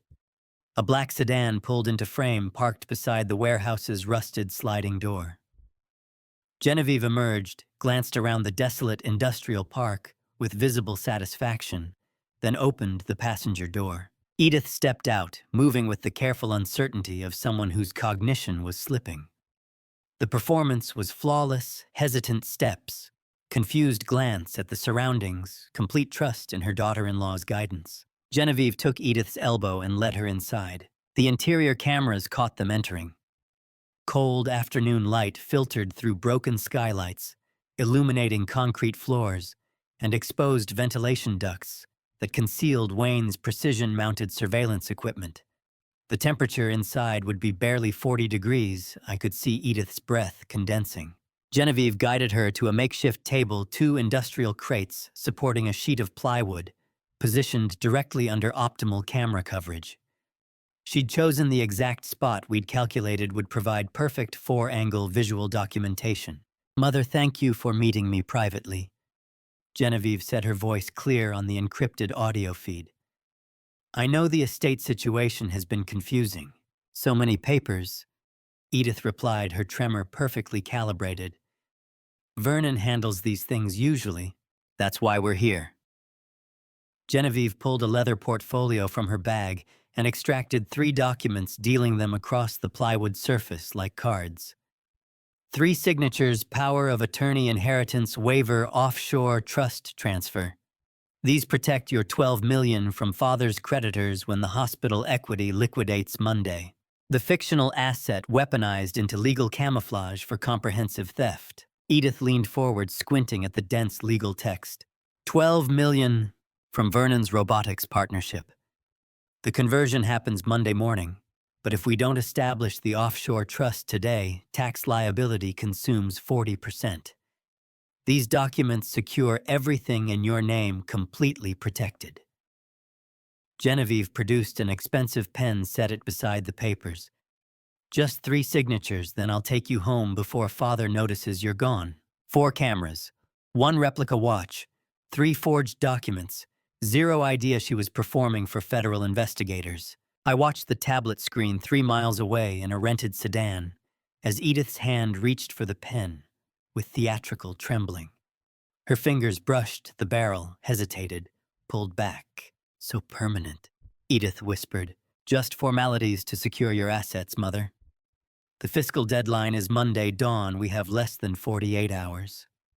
Genevieve's voice carried patient encouragement, the tone of someone guiding a confused elderly woman through necessary bureaucracy. She believed every word. Believed the $12 million was real. Believed Edith's cognition was failing. Believed the warehouse was her secure venue. Believed she'd outmaneuvered everyone. Edith's fingers closed around the pen. She lifted it slowly, brought the tip toward the first signature line on the power of attorney document. The exit twist materialized in perfect 4K clarity, her hand hovering 1 millimeter above bond paper, trembling artistically, while 4 hidden cameras broadcast encrypted feeds to FBI surveillance vans and insurance investigators and my tablet screen. The performance had reached its critical inflection point. Genevieve leaned forward, encouraging, confident, her face captured in flawless, high-definition detail, as she watched what she believed was comprehensive legal theft materializing under her careful orchestration. I held my breath 3 miles away, watching Edith's pen hover above the signature line, watching Genevieve's expression of absolute certainty, watching the trap I'd spent 6 weeks constructing reach the moment where strategy became evidence. The pen remained frozen 1 millimeter above paper, and the warehouse held its breath. Edith's pen stopped moving, and she asked the question that would destroy Genevieve. "Tell me exactly how my boy died." The warehouse went silent. Cold November air hung motionless between them, the unsigned documents spread across plywood, 3 forged signatures still blank. Genevieve's expression shifted, surprise flickering into something darker, more calculating. She leaned back slightly, studying Edith with the clinical assessment of a predator evaluating prey that had just made an unexpected movement. "You want details?" Genevieve asked slowly. "I want truth." Edith's trembling hand set the pen down carefully. "My son is dead. My husband tells me nothing, and you're asking me to sign away millions. I deserve to know how Nico died." 3 miles away, I watched the tablet screen, every muscle locked rigid. Edith was improvising, pushing Genevieve toward confession, with maternal grief as the weapon. The 4 camera feeds showed perfect coverage, Genevieve's face captured in high-definition clarity from multiple angles. Genevieve glanced around the empty warehouse. Broken skylights, concrete floors, rusted industrial equipment. Complete isolation. Her shoulders relaxed. When she looked back at Edith, she was smiling. Scopolamine. Genevieve said, her voice flat and matter-of-fact like a corporate executive delivering quarterly earnings. Pharmaceutical grade dissolved in evening tea. 4 weeks of accumulation in his system until the cardiac arrest looked completely natural. Same method that worked perfectly in Columbus 12 years ago on my first husband. The entry twist materialized with devastating clarity. Genevieve perceived this moment not as confession, but as demonstration of complete dominance. She believed she was alone with a disconnected elderly woman in an empty warehouse with 0 witnesses, and the arrogance of that certainty was making her reveal everything. "You poisoned him," Edith whispered, the tremor in her voice now carrying genuine horror mixed with theatrical amplification. "I secured necessary capital." Genevieve's tone remained corporate clinical. "Nico's life insurance pays $8 million immediately. The estate assets total another $35 million in patents and property. The guardianship petition gives me control of everything, including your portion when you're no longer a factor." "When I'm no longer, tonight after you sign these documents." Genevieve gestured at the papers with casual dismissal. "Staircase accident at the estate. Elderly woman with documented dementia, tragic fall, no autopsy required. Then I control 43 million uncontested, establish the offshore trusts, and secure Silas's complete educational endowment before December 1st. She was confessing premeditated double murder and planned 3rd homicide in the same tone most people use to describe grocery shopping. 3 miles away, my tablet screen showed my son's murderer smiling as she described the evening tea ritual, the same smile she'd worn at Nico's funeral, accepting condolences while knowing she'd administered the poison that stopped his heart. My hands gripped the steering wheel hard enough that leather creaked. "The first husband," Edith said carefully. "Columbus, 2013. Identical methodology, identical insurance payout, 1.2 million. The medical examiner ruled cardiac arrhythmia because scopolamine mimics natural heart failure symptoms perfectly when administered in controlled, escalating doses." Genevieve's smile widened. "I learned from that performance. With Nico, I refined the timeline, optimized the concentration, ensured even more convincing presentation. No one suspected anything until it was far too late to matter. Vernon suspects. Vernon is a 68-year-old surgeon with declining influence and 0 admissible evidence." Genevieve's voice carried absolute confidence. "He suspects, yes. He investigates, certainly. But suspicion without proof is just paranoid grieving, and the guardianship petition documents his increasingly erratic behavior perfectly. By the time he pieces together anything remotely actionable, you'll be dead, the estate will be secured, and I'll be in Grand Cayman, establishing irrevocable trusts he can't touch." The 4 camera feeds captured every word, every gesture, every expression of cold calculation. The encrypted audio was flawless. Genevieve's confession, broadcasting simultaneously to FBI surveillance vans, MetLife fraud investigators, and my tablet with cloud backup redundancy, ensuring permanent preservation. 2 murders. Tonight would be 3. All for 43 million she'd never spend. "Why are you telling me this?" Edith asked. And I heard the subtle shift in her voice, the tremor compressing into something harder, more controlled. Genevieve laughed, the sound echoing off concrete and rusted metal. "Because you're a confused old woman in an empty warehouse that no one knows about, signing documents that guarantee your accidental death tonight. What are you going to do, Mother? Overpower me, run, call for help, in an abandoned industrial park, with no phone and no transportation?" She leaned forward across the plywood table, her smile turning predatory. "I'm telling you because I won. Completely. Nico's dead. His insurance is processing the estate assets are days from my control, and you're about to sign the final documents that make tonight's staircase fall legally clean. You wanted truth. Here it is. I murdered your son the same way I murdered my first husband, and tonight I'm murdering you. 3 deaths, $43 million, and 0 consequences, because I planned every detail perfectly. The warehouse air felt charged electrical like the moment before a scalpel breaks skin. Genevieve pushed the pen toward Edith. Now sign the documents and we'll go home so you can have your tragic accident before Vernon starts wondering where you've been. Edith's hand moved toward the pen. The tremor that had defined her performance for 6 weeks was still visible, artistic, convincing, the physical manifestation of cognitive decline. Then it stopped, completely. Her hand steadied fingers wrapping around the pen with surgical precision, and she lifted her eyes from the documents. Not to Genevieve's face, to the northeastern ventilation grate where camera 3 was mounted, the angle I'd confirmed with Wayne during installation.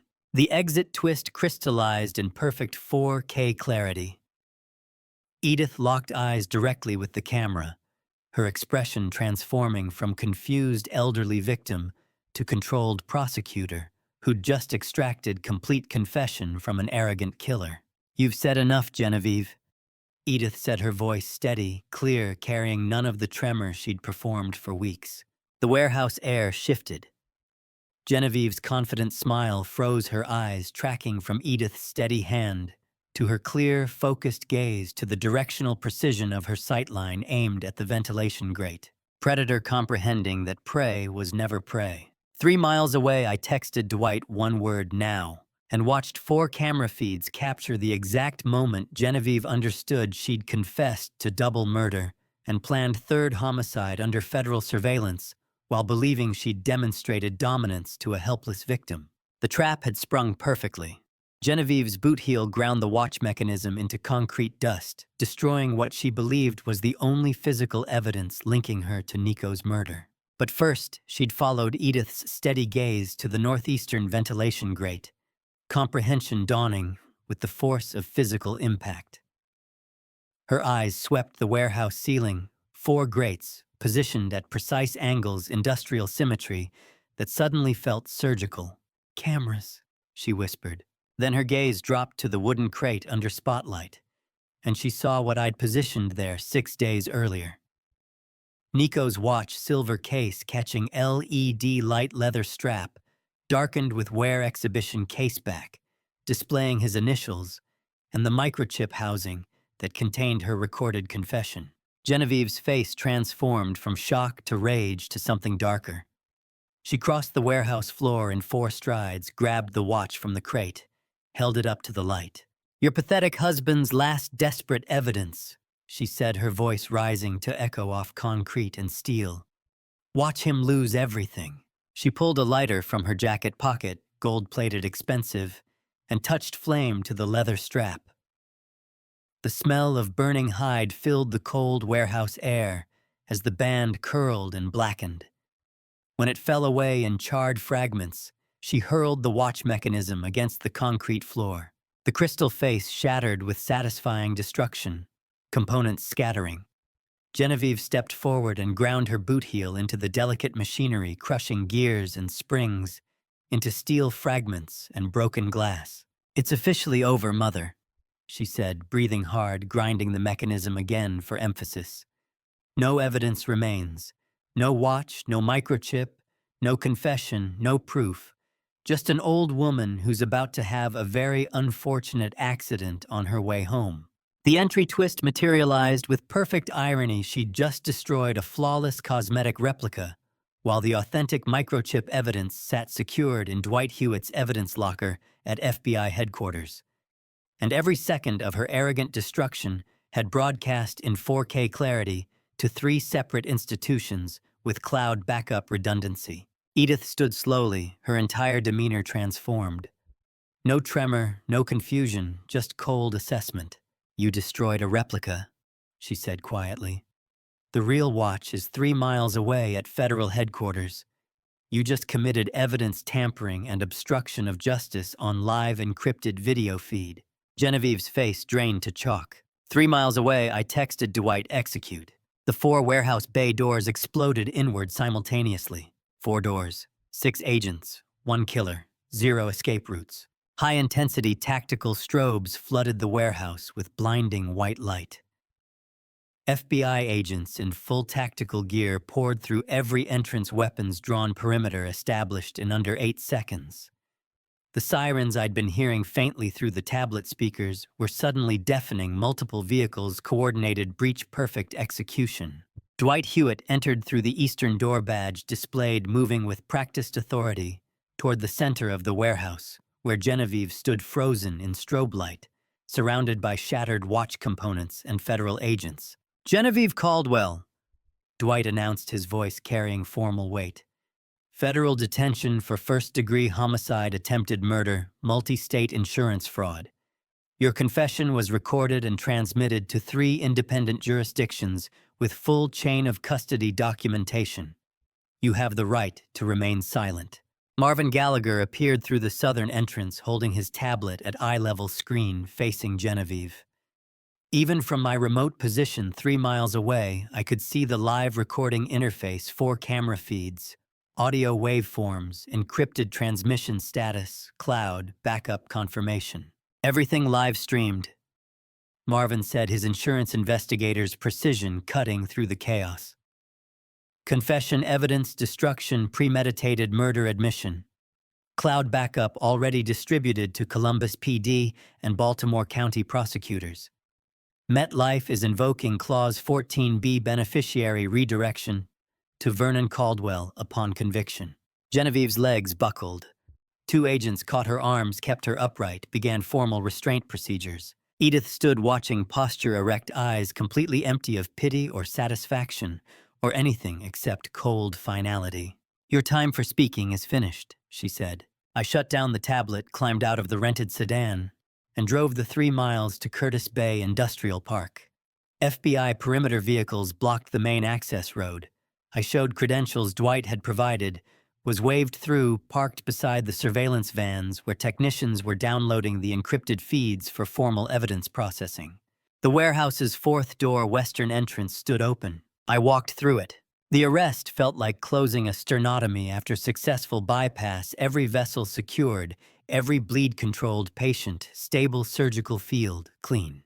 Months of planning compressed into this moment of controlled completion. Genevieve saw me enter. Our eyes met across the warehouse floor, father and son's killer surgeon and serial murderer, the man who'd built the trap, and the woman who'd walked into it believing she controlled every variable. My hands were steady, perfectly steady.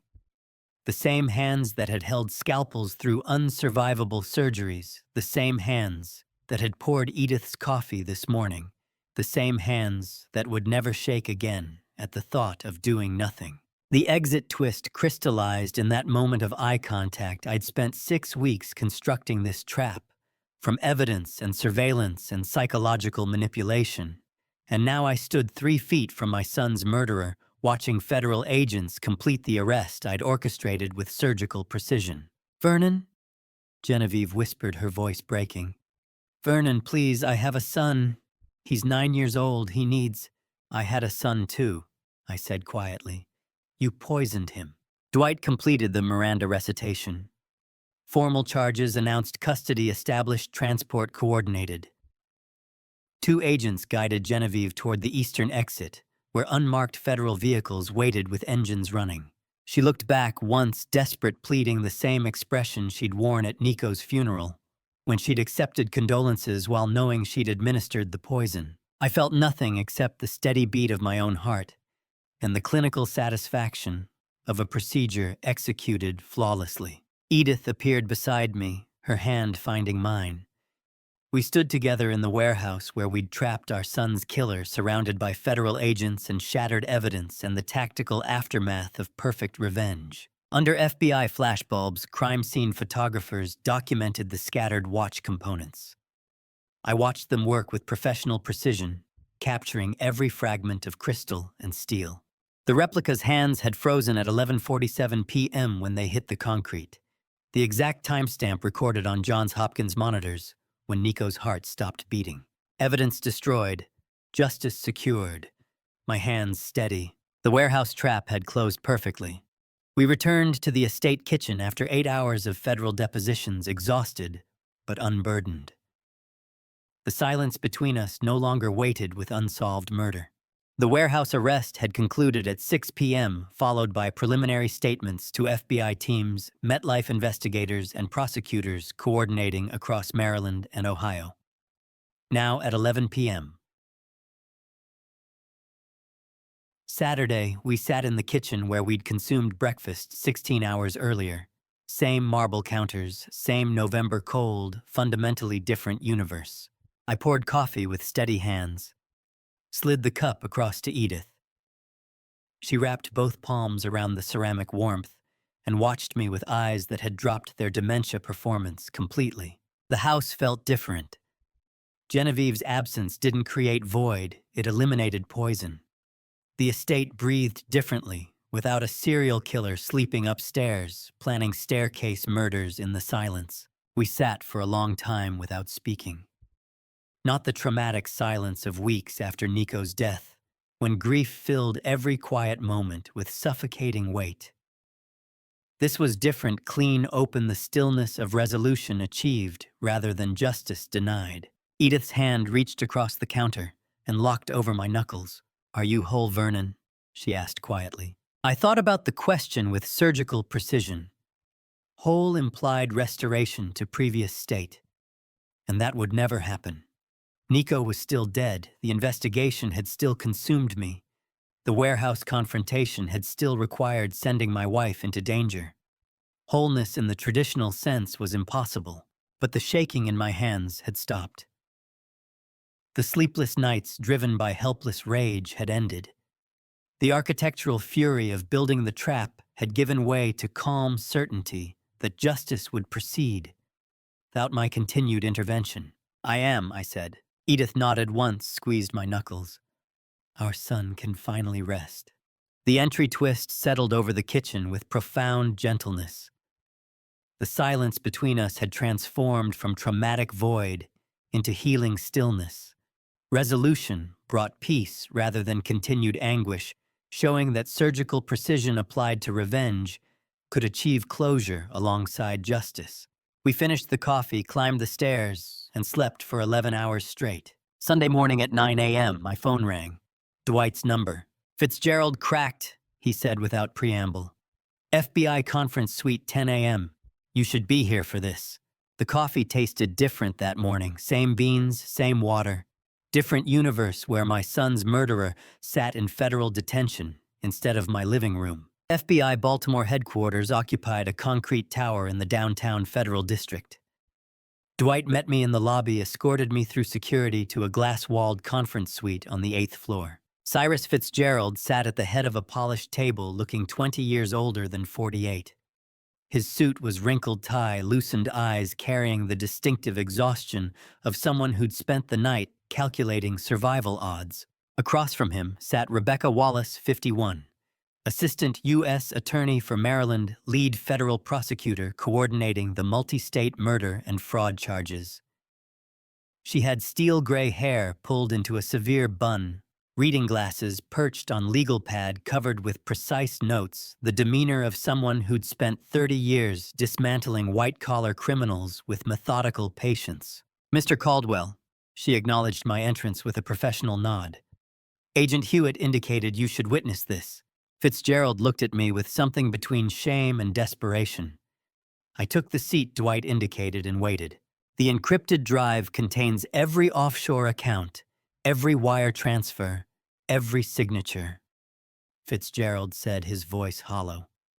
Complete estate stripping architecture spanning 22 years. Cayman Islands, shell corporations, 14 illegal wire transfers, totaling $2.3 million, forged documents, fraudulent guardianship petitions. Everything Genevieve and I constructed to dismantle your family's assets. He pushed a small black thumb drive across the table toward Rebecca Wallace. "I want immunity and bar license preservation," he continued. Rebecca picked up this drive, examined it briefly, set it down. License is dead regardless, she said flatly. Maryland Bar Association already opened disbarment proceedings, but prison's off the table if documentation is complete and leads to successful prosecution. 22 years of loyalty, 8 hours of federal evidence, zero hesitation to betray. Fitzgerald's face crumpled slightly, then reformed into resigned acceptance. It's complete. Every transaction, every account, every signature. She has no financial escape routes, no procedural leverage, no offshore assets we didn't document. The exit twist materialized with brutal clarity. Fitzgerald's 22-year revenge partnership with Genevieve built on his vendetta for the plagiarism failure I'd assigned in 2003 dissolved instantly when confronted with federal prosecution. He was trading complete financial forensic evidence for immunity, sealing her fate with cold, transactional self-preservation. The vendetta that had fueled his collaboration in systematic estate theft died not with dramatic confrontation, but with bureaucratic self-interest. Rebecca inserted the drive into her laptop, opened encrypted files, began scanning documents with practiced speed. Her expression remained neutral, but I saw her eyebrows rise slightly. "This is comprehensive," she said after 5 minutes. "Federal prosecutors in Maryland and Ohio will coordinate dual-state murder charges. This financial documentation removes any question of motive means or systematic criminal enterprise." She looked at Fitzgerald with cold assessment. "You'll provide deposition testimony, expert witness collaboration, and complete cooperation with both state prosecutorial teams. In exchange, federal prison is avoided. State bar revocation proceeds regardless. Do you accept these terms?" "Yes," Fitzgerald whispered. Rebecca produced formal documentation, had him sign preliminary cooperation agreements, then dismissed him with bureaucratic efficiency. After he left, she turned to me. "Dr. Caldwell Agent Hewitt's forensic package combined with this financial architecture gives us the strongest dual-state serial murder prosecution I've seen in 15 years. She has no legal escape routes." Dwight walked me to the elevator. In the hallway, he pulled out his phone and showed me the complete file directory from Fitzgerald's drive.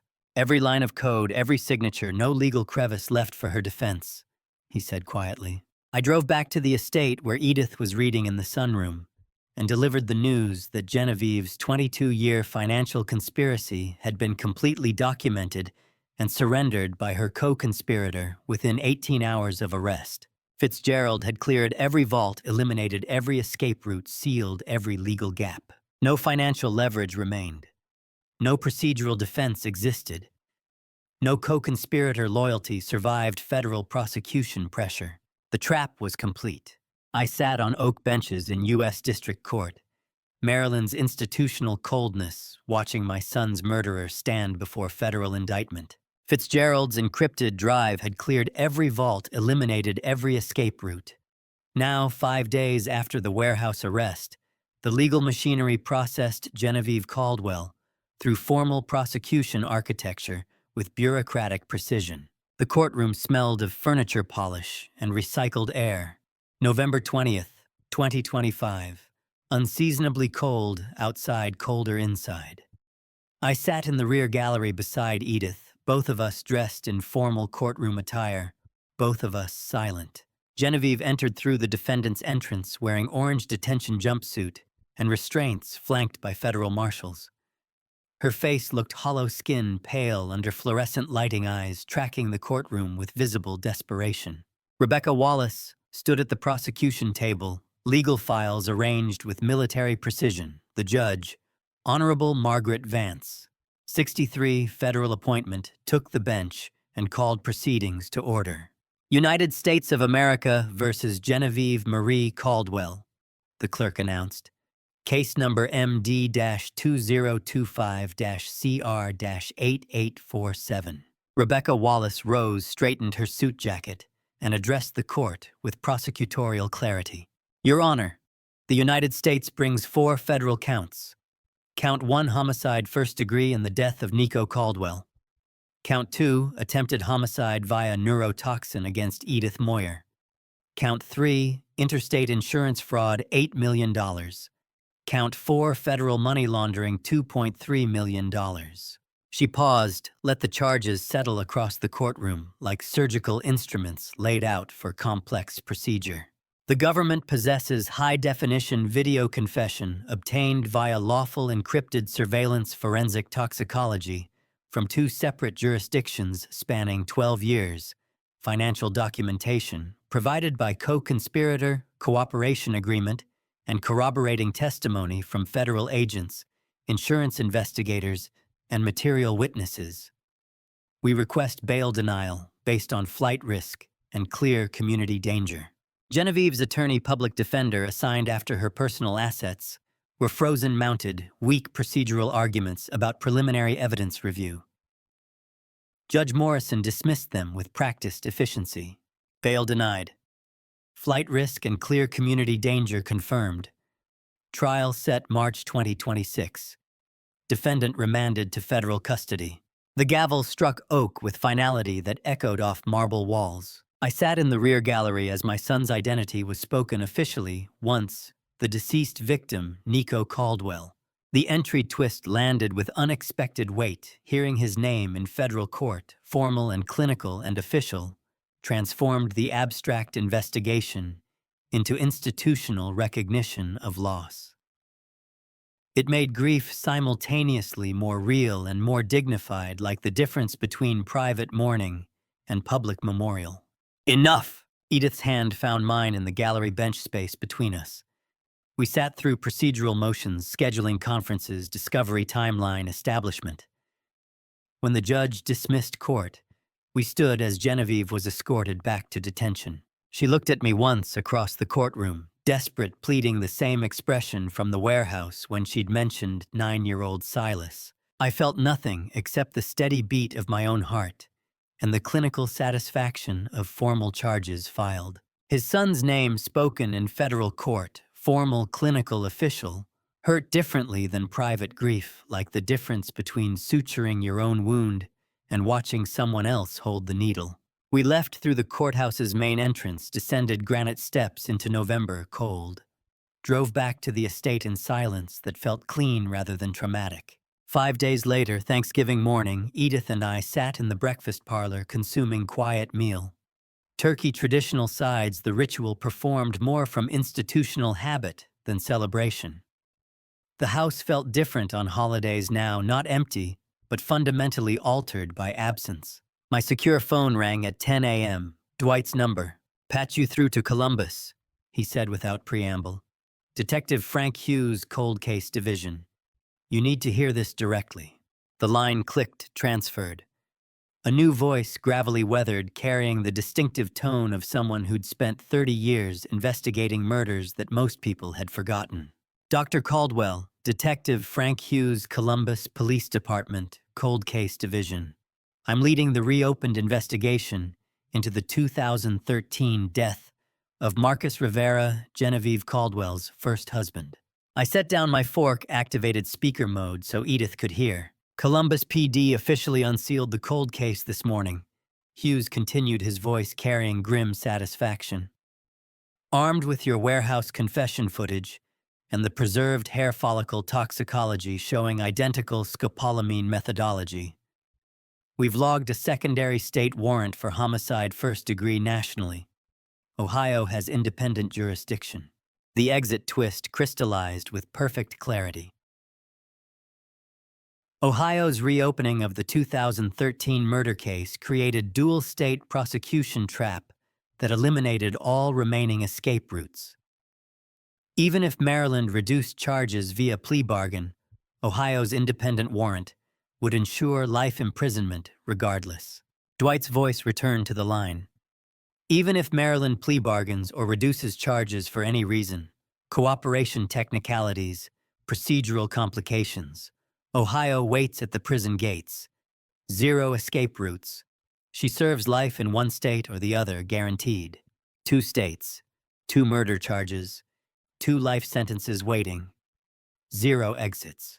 I looked at Edith across the breakfast table, her tea steaming in bone china, November light filtering through estate windows onto silverware, and traditional holiday meal we were consuming in the house where our son had died. "Thank you, Detective Hughes," I said quietly, "and Agent Hewitt, for everything." "Justice delayed but not denied," Hughes replied. "Maryland moves first, but Ohio stands ready. Happy Thanksgiving, Dr. Caldwell." The line disconnected.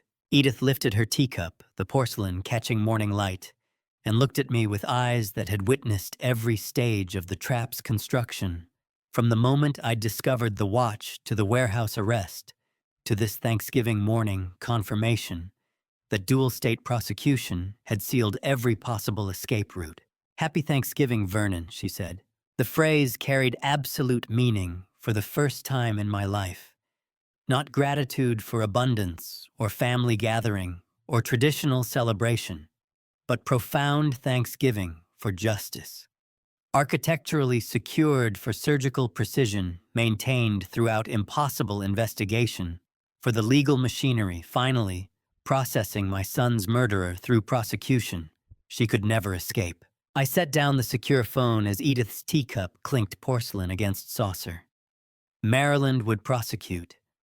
Ohio would prosecute. Between two states, no legal crevice remained for escape or mercy or procedural technicality. Genevieve Caldwell would spend the rest of her life in prison for murdering two husbands with identical pharmaceutical methodology, and no amount of legal maneuvering could alter that trajectory. Never understood Happy Thanksgiving until this exact morning. I walked across snow-dusted lawn late November morning, knocked on Trudy Cooper's door, and watched color drain from her face as she recognized me. Maryland and Ohio, both prosecuting with independent murder charges, meant the legal machinery would grind forward without my continued intervention. That certainty freed me to address peripheral damage, the collateral betrayals that had enabled Genevieve's operation. Trudy stood in her doorway wearing a bathrobe and visible fear. 58 years old, mortgage 3 months behind, before Genevieve's payment, now comprehending that her neighbor understood exactly what she'd sold. "Dr. Caldwell," she whispered, "I have documented proof of $40,000 liquidating your mortgage," I said quietly, watching her face crumble. "FBI holds the complete financial data. Every wire transfer, every surveillance report you provided, every conversation you monitored." She started crying, not performative tears, but genuine collapse of someone confronting consequences she'd been dreading for weeks. "I was drowning," she managed through sobs. "The bank was foreclosing. My daughter's medical bills. I didn't know she was murdering people. I swear I just thought you were having marital problems, and she wanted documentation for—" "I know," I interrupted, "which is why I instructed the prosecutor to exclude you from conspiracy charges. You were drowning, financially manipulated by a professional predator who understood exactly how to exploit desperation." The entry twist settled over the snow-dusted porch with unexpected gentleness. I was extending mercy to Trudy Cooper, despite documented proof of her $40,000 betrayal, choosing compassion for a peripheral actor, driven by desperation rather than prosecuting everyone touched by Genevieve's manipulation. Trudy looked at me with disbelief bordering on shock. "You're not the FBI, isn't—" "You're excluded from federal charges. Your mortgage is paid. Consider it the cost of hiring you for surveillance work I ultimately used against the person who employed you." I turned to leave, then paused. Ensure survival never buys another human life again. I walked back across the snow-dusted lawn to the estate, leaving her standing in the doorway, weeping with relief instead of facing federal conspiracy prosecution. Mercy extended where desperation, not malice, had driven betrayal. Early December, Edith and I sat in my study with laptop positioned for video conference. The encrypted connection to Columbus, Ohio, activated at precisely 2 p.m. Bernice Newell appeared on screen, 68 years old. Silas Rivera's maternal grandmother. Gray hair pulled into practical bun, living room, visible behind her, decorated with modest furniture and child's drawings taped to walls. She was caring for her grandson while her daughter faced dual-state murder prosecution, believing Genevieve was on extended corporate assignment rather than federal detention. Silas appeared beside her, 9 years old, dark hair, and bright, curious eyes, completely oblivious to the catastrophic legal machinery processing his mother. "Mrs. Newell," I said formally, "thank you for agreeing to this conversation." "Dr. Caldwell." Her voice carried exhaustion and fear. "Your attorney said this concerned Silas's future." Edith leaned into frame beside me. "We've established an irrevocable educational and medical trust for Silas," she said with clinical precision. "Completely independent, no strings attached, ensuring he bears zero accountability for his mother's choices. The endowment covers private education through university medical expenses and structured living support until age 25. Bernice's face crumpled. "He's innocent. He doesn't understand why she stopped calling. I've been telling him she's traveling for work, but the boy can dictate his own future regardless of the woman who birthed him." Edith continued, her voice carrying steel wrapped in compassion. "The trust is managed by independent fiduciary counsel. We have no control over disbursements, no leverage over his choices. It's his unconditionally." Silas waved at the camera, cheerfully oblivious to the adult conversation about legal structures protecting him from his mother's blood legacy. Watching Silas wave cheerfully through pixelated video feed hurt differently than warehouse confrontation. This was innocence protected, not justice executed surgery to prevent infection rather than excise tumor. "Thank you," Bernice whispered, weeping openly. "He has his father's eyes. Marcus was a good man. He didn't deserve—" "No," I said quietly. "He didn't. Neither did my son. But Silas deserves a future that isn't defined by what she did to both of them." The connection terminated. Edith and I sat in study silence, having just secured educational independence for a 9-year-old boy who would eventually learn his mother murdered his father and half-brother for money she'd never spent. December 15th. I sat across from Marvin Gallagher in MetLife's Baltimore operations office, watching him process insurance documentation with visible satisfaction. "Clause 14B executed," he announced. $8 million cleared to you as alternate payee given beneficiary's murder conviction. Funds transfer to your designated account within 48 hours. I pulled prepared legal documentation from my briefcase and slid it across his desk. "Immediate secondary directive," I said. "Transfer the entire sum to Johns Hopkins University Structured Research Endowment for forensic toxicology and micropoison detection methodology. The Nico Caldwell Memorial Research Fund." Marvin stared at the paperwork, then at me, then back at the documents. $8 million felt like contaminated blood requiring complete transfusion. You don't keep poison in the system. You flush it into something that heals. "You're donating the full payout?" he asked slowly. "My son designed surgical instruments and medical devices. He prioritized legacy over ledger balance." I pointed to the structured endowment clause. "This fund will finance development of rapid micropoison detection systems, preventing what happened to him and Marcus Rivera from happening to others. Blood money scrubbed into permanent protective shield." The exit twist materialized with redemptive clarity. I was transforming the entire $8 million insurance payout into Johns Hopkins Forensic Toxicology Research Endowment, bearing Nico's name, converting blood money into permanent protective legacy, preventing future pharmaceutical murders. Marvin read through the documentation with increasing comprehension, then looked up with expression I couldn't quite identify. 20 years investigating insurance fraud," he said quietly. "Never witnessed blood money transformed like this. Your son prioritized legacy over ledger balance, and you're honoring that principle perfectly." He processed the secondary directive, confirmed the endowment structure with Johns Hopkins Development Office via secure call, and finalized the transfer documentation. "The Nico Caldwell Memorial Research Fund will be fully operational by January 1st, he confirmed. "Permanent endowment, independent governance focused exclusively on forensic toxicology advancement and micropoison detection methodology." I signed the final paperwork, watched Marvin notarize the transfer, and walked out of MetLife operations, knowing that Genevieve's murder of my son had been transformed into permanent research infrastructure, protecting future victims from identical pharmaceutical executions. Gratitude replacing crushing agony when remembering Nico, legacy of design, outlasting ledger balance, protective rather than vengeful surgical precision, applied to healing instead of destruction. One final act remained. The small evergreen tree stood in the estate living room, Christmas morning snow blanketing the lawns outside first holiday. Without Nico's presence, first completely cleared of the predator's shadow. One final act of closure remained, though I hadn't yet identified its precise form. Edith descended the stairs, Christmas morning wearing burgundy cardigan, her posture straight, her eyes carrying clarity I hadn't seen in months. 6 weeks free from scopolamine poisoning had restored her cognition completely, memory-sharp movements, confident.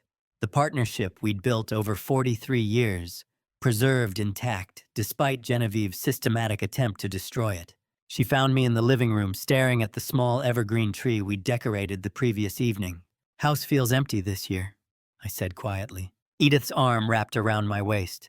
Smaller Vernon, but the right people occupying it.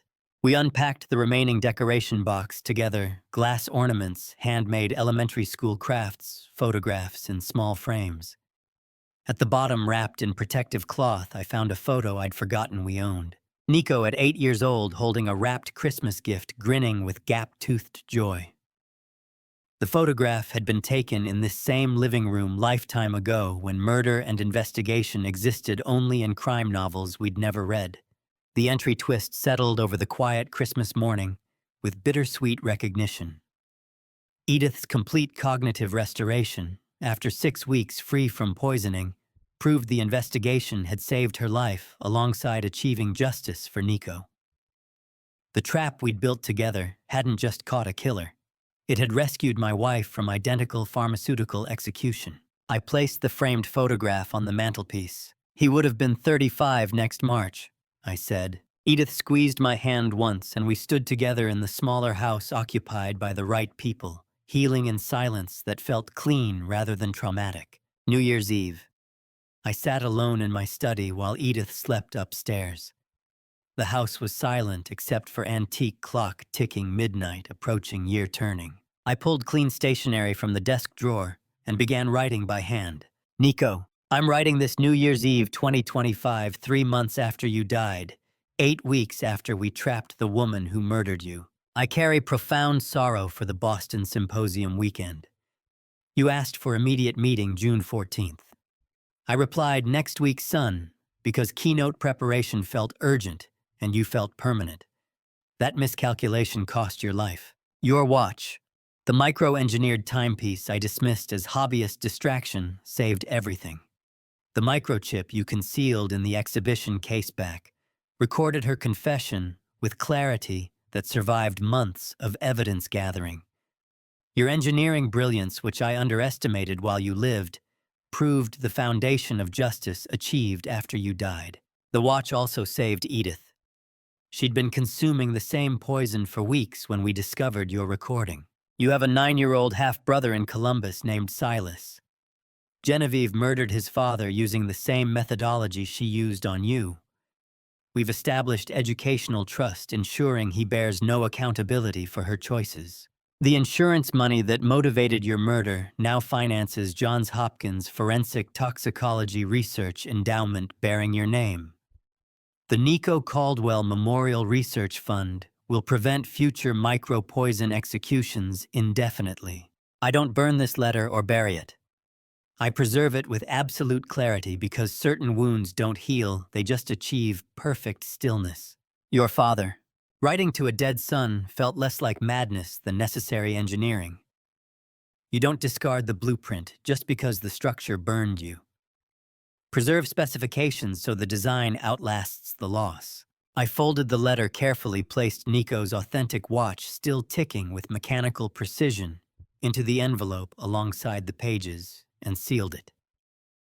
The package went into my study's security safe, preserved permanently, rather than released or destroyed. Some wounds don't heal, I said to the empty study.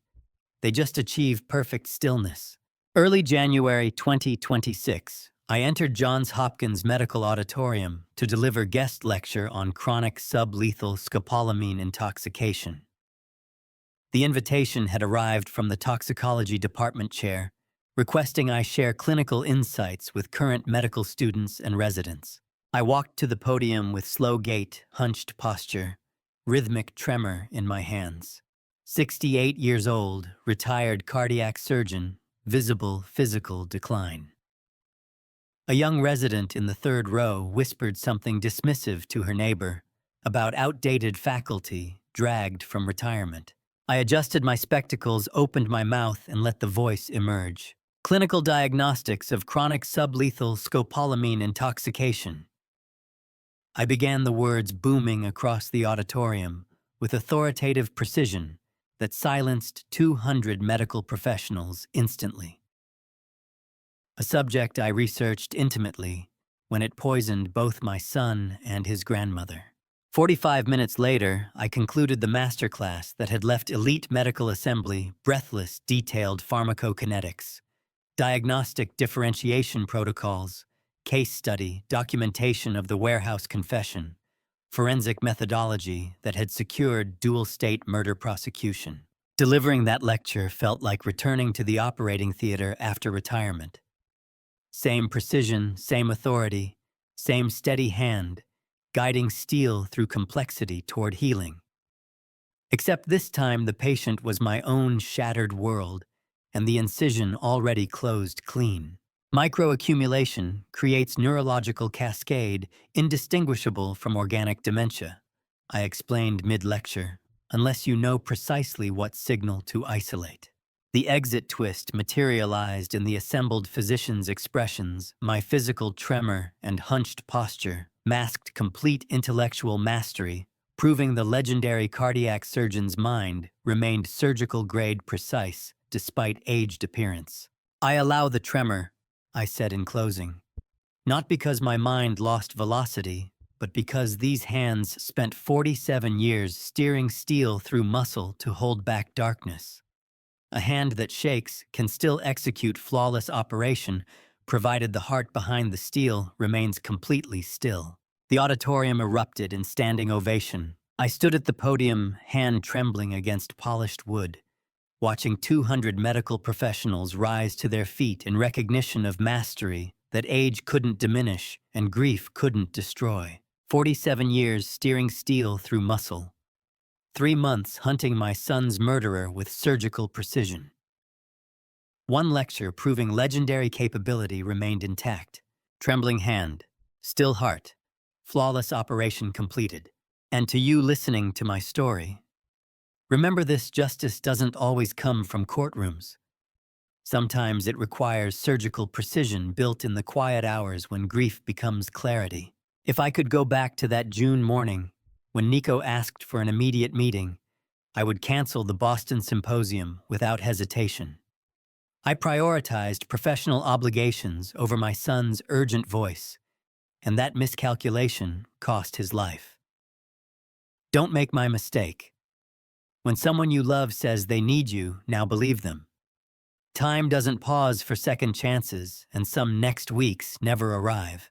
What I learned through this father-family revenge isn't about hatred. It's about surgical precision applied to truth. Every trap I built, every camera I positioned, every piece of evidence I preserved was motivated not by rage, but by the refusal to let pharmaceutical murder hide behind respectability. I believe God put me through this hell to show that even at 68, even with trembling hands, a father can still execute flawless operations when the heart behind the steel remains completely still. The lesson isn't revenge. It's that meticulous preparation outlasts arrogant confidence every single time. If this father-family revenge story resonated with you, please leave a comment below. Tell me what part of the journey struck you deepest. Share this with someone who needs to hear that surgical precision defeats chaos. And if you haven't already subscribed to Father Family Revenge for more stories about parents who refuse to let injustice have the final word. Thank you for staying until the very end. As a reminder, certain details in this story were fictionalized for narrative and reflection purposes. What remains true is the message: hands may tremble, but hearts can stay surgical steel still.